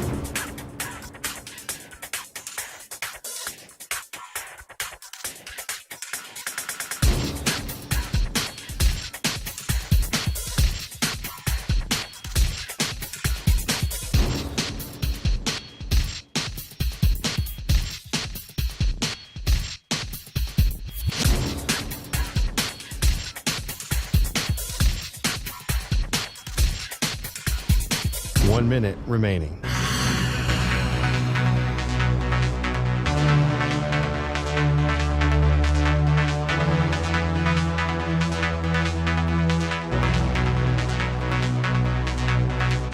Forty-five seconds remaining.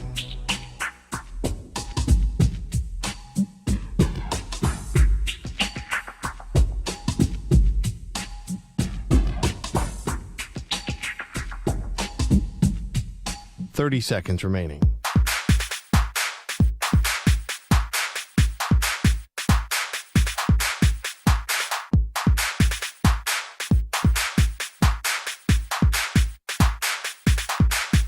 Fifteen seconds.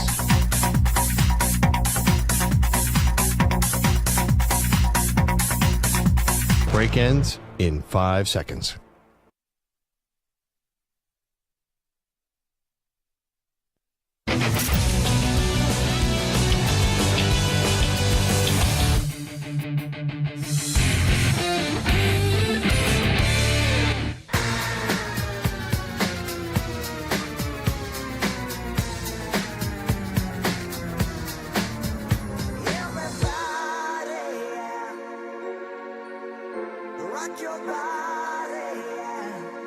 Hey, this is Howie. And this is Nick. We're from the Backstreet Boys, and you're listening to the Zach Gelb Show on CBS Sports Radio. And guess what?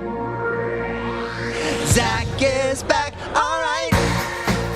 He's live. He's nationwide on CBS Sports Radio. This is the Zach Gelb Show. All right, it's time to answer Ask the Pros question of the day. It's brought to you by O'Reilly Auto Parts. Our buddy Brian in the YouTube chat, youtube.com/CBS Sports Radio, says, Zach, I heard Axe say Will Smith got a 10-year contract. Do you think that's too many years for a catcher? I know he's good, but 10 years? Hashtag Ask the Pros. You could submit a question by tweeting at CBS Sports Radio or at Zach Gelb using the hashtag Ask the Pros. Think O'Reilly Auto Parts for all your car care needs. Get guaranteed low prices and excellent customer service from the professional parts people at O'Reilly Auto Parts. Yeah, I think 10 years is too much for a contract. But with that being said, that's kind of what you see in baseball. And they did a little bit deviate from that trend, not with the bigger names. Will Smith is a very good catcher. He's 28 years old, so that puts you at 38 years old, and what you do is you maybe get a little bit less of a salary. He's still got $140 million, but if it was only over a 4 or 5 year deal, would the average annual value have been higher? Yeah, I would think so. But I don't have a problem necessarily with what the Dodgers did. I think when you first read it, it's like, oh my goodness gracious, how do you give a catcher a 10-year contract? But when you look at it and you break it down per year, I'm not great at math, but $140 million divided by 10 years is what, $14 million a year? Is that math correct? I think so. Santer, is that good? Does that sound right to you? Sure. Right? 140 divided by 10 is $14 million a year. So even if, I know it's all guaranteed. Oh, I thought you were joking. Yeah, that's pretty. No, I'm terrible at math. The fact that I was able to get that is a great, Stu's giving me a round of applause. I'm the idiot that once said on a weekend overnight show that when someone asked them, Loyola Chicago, when they were on that run, how much of a chance do you give them to win? I did a whole segment saying I give them a 30% chance of winning. And they give the other team 60% chance of winning. Do the math there. 60 plus 30 is? 103. I would be wrong. It'd be 90. Yeah, well, yes. I passed third grade math. Math is my worst my second worst subject. Worse than that? Yeah, there was one that was worse. Earth science. When you're talking about the rocks and the cleavage and all that stuff and the erosion, come on. That was terrible. I'll never forget one of the years. You're just bored by it. Math, it just sounds like you're bad at. The second time the Red Sox won the World Series in my lifetime, I stayed up late as a kid and I watched it. And the next day I had to go to an 8 a.m. middle school math, earth science class. I fell asleep in the class. And it wasn't just because I was tired from the night before staying up late as a kid. I was terrible with rocks, and I was terrible in math. I took one math class at Temple. Dr. Raymond Coughlin. I'll never forget him. C's get degrees. That's what I learned in that class. And also the triangles and all the Pythagorean theorem, I think it is, whatever it is. Never. Pythagorean theorem. Yeah, I love that. No, never was great with math. But $14 million a year for a catcher, even if you have to spread it out over 10 years, in a weird way, Samter, it's kind of a team-friendly deal when you spread it out over that long of a time frame. So, and the Dodgers just bleed money, so I don't think they even care. It's just a pocket cash. Well, how much of this is deferred, by the way?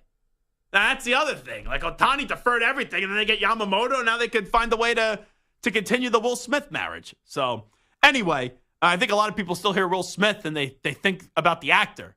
Well, Adam Sandler was not on with Ken Carman, but Christopher McDonald, who played Shooter McGavin in Happy Gilmore, Shooter, he was on with Ken Carman and Anthony Lima. That was, did anyone catch it? That's where Shooter McGavin revealed this information. Did you not know that, Stu? I knew that Shooter revealed that. I didn't realize it was with Kenny. Yeah, it was on 92.3 The Fan in Cleveland.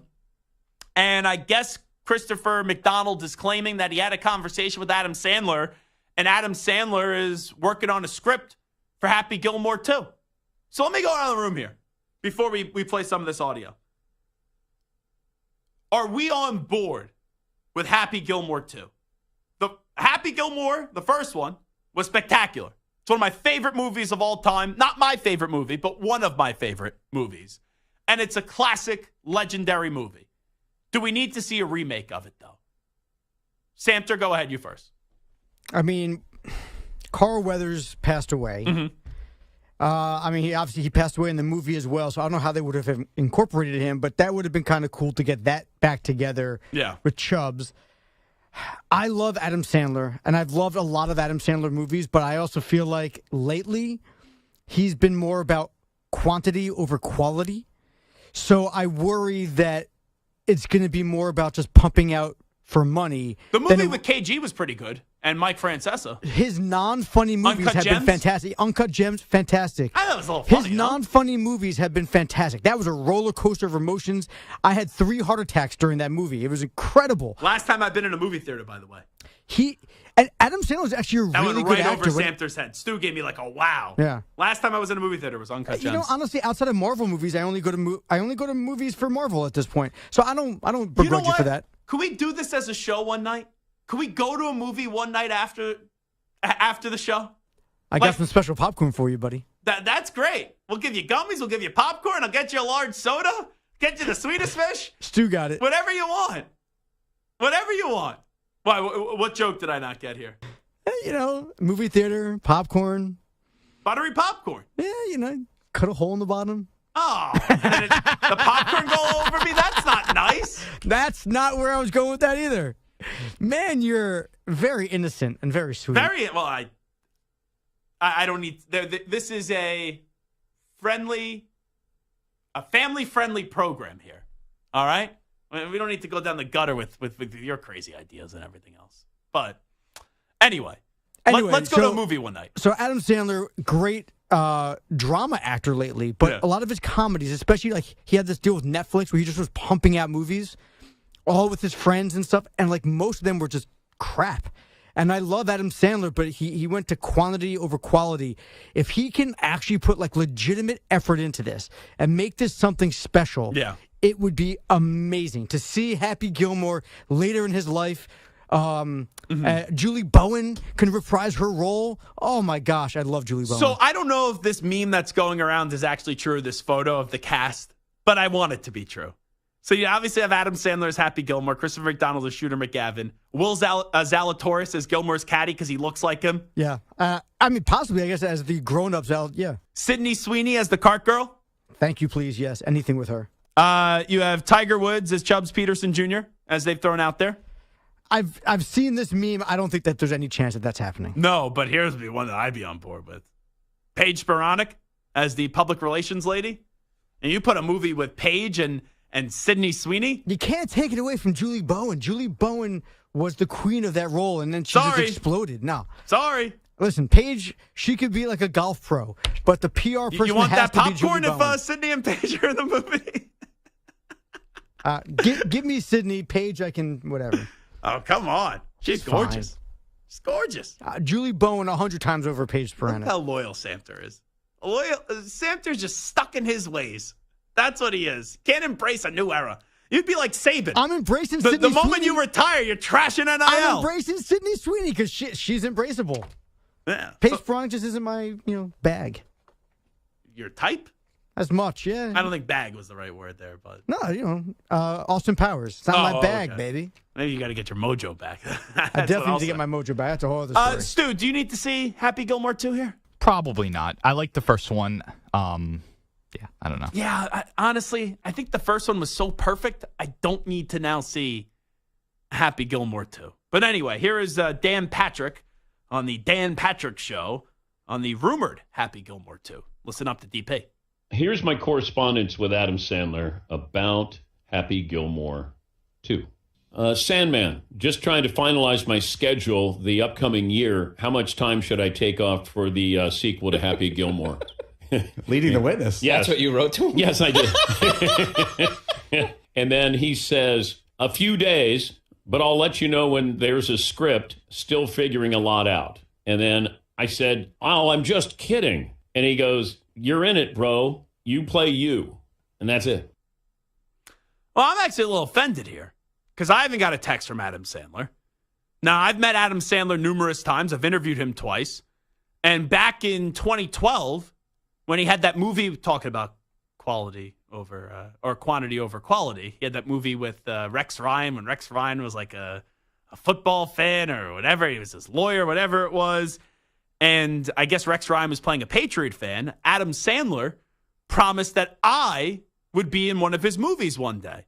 So here is this audio. This is back to 2012. This is Adam Sandler with yours truly promising that I would one day be in a movie. Adam, can you give us 2 seconds? No, we can't. What's up? Go ahead, tell me what. Adam What's Sandler up? now joining us. Rex Ryan in your movie this time. Why not me? I'm a Patriot fan. You can be the next one, buddy. You're a handsome kid. You don't need me. You do Thank your you own so much. thing. Real quick here in your Yeah. Bobby Boucher imitation right now. Yeah. I want to hear it right now. Prediction on this upcoming game this coming Sunday. Mama, don't let me watch your foosball. Catch it on the ESPN next time. Thanks so much. Adam Sandler right there. Now, I've seen Adam Sandler since then, and I was in high school when that audio did occur and that interview did occur. But I've seen Adam Sandler since then. A few years ago, my buddy was having a rehearsal dinner on Long Island, and I ran into the Sandman as he was having dinner at the same place where my buddy's rehearsal dinner was, and we had a nice conversation for about 10 minutes. Still, though, Samter, no movie invitation. I mean, maybe he's making the call to Perloff first, because Perloff has already been in a couple of M. Sandler movies, and then I guess maybe you'll be the second call after Perloff either agrees or disagrees. He was reporter number one in Hustle. You could be reporter number 2. Oh, Hustle was a good movie. Yeah, Perloff was in Hustle. Can we get some new blood? Like enough of Dan Patrick, enough of Andrew Perloff. Like how many times are you gonna put Dan Patrick and Andrew Perloff in a movie, Sandman? All right, you made a promise. Now you have to honor your promise. Alan Covert, too. Peter Dante, all the guys that he has in all of his movies. Nick Swardson's in a lot of them. Yeah, but those guys are actually actors and funny. Like, we're talking about talk show hosts here. Alan Covert was the caddy, the homeless guy. No, I'm just... washing his beard in the water. I'm talking about Patrick, and I'm talking about Perloff. We need some new blood in the media, all right, in these Sandler movies. Yeah, Anthony Gargano even got into a movie last time. The Cuz! Me Locker with Baldy, baby. I love Anthony Gargano. Can we actually put someone a little bit younger, though, in there? You know, what do you have to be at least 50 years old to get into one of these movies now? Jeez Louise. Here is Ice Cube, by the way. This is a story. The Big Three offered Caitlin Clark $5 million to join the Big Three. This is Ice Cube with McAfee earlier today. It's always 50-50 till we get a no, at the end of the day. It is a generous offer, and look, we're in a new age. It's like NIL. When we came up with the idea, our sponsors, our partners, they all want to make it happen. So, we was able to make that generous offer. It's a genius idea that Ice Cube had. There is no way Caitlin Clark is playing in the Big Three. And $5 million a year for 10 games? I get it. I don't think it's going to happen. But it's smart by the Big Three. And I know that Ice Cube said something along the lines of, we didn't intend this offer to get out and make it public, and then TMZ all of a sudden has it. It's brilliant by the Big Three because no one's talking about the Big Three right now this time of the year. And they're getting ready to start another season because Ice Cube usually comes in studio with us. But even if she says no, yeah, get this story out there. At least bring some attention to the Big Three, which I went to one of the Big Three events last year.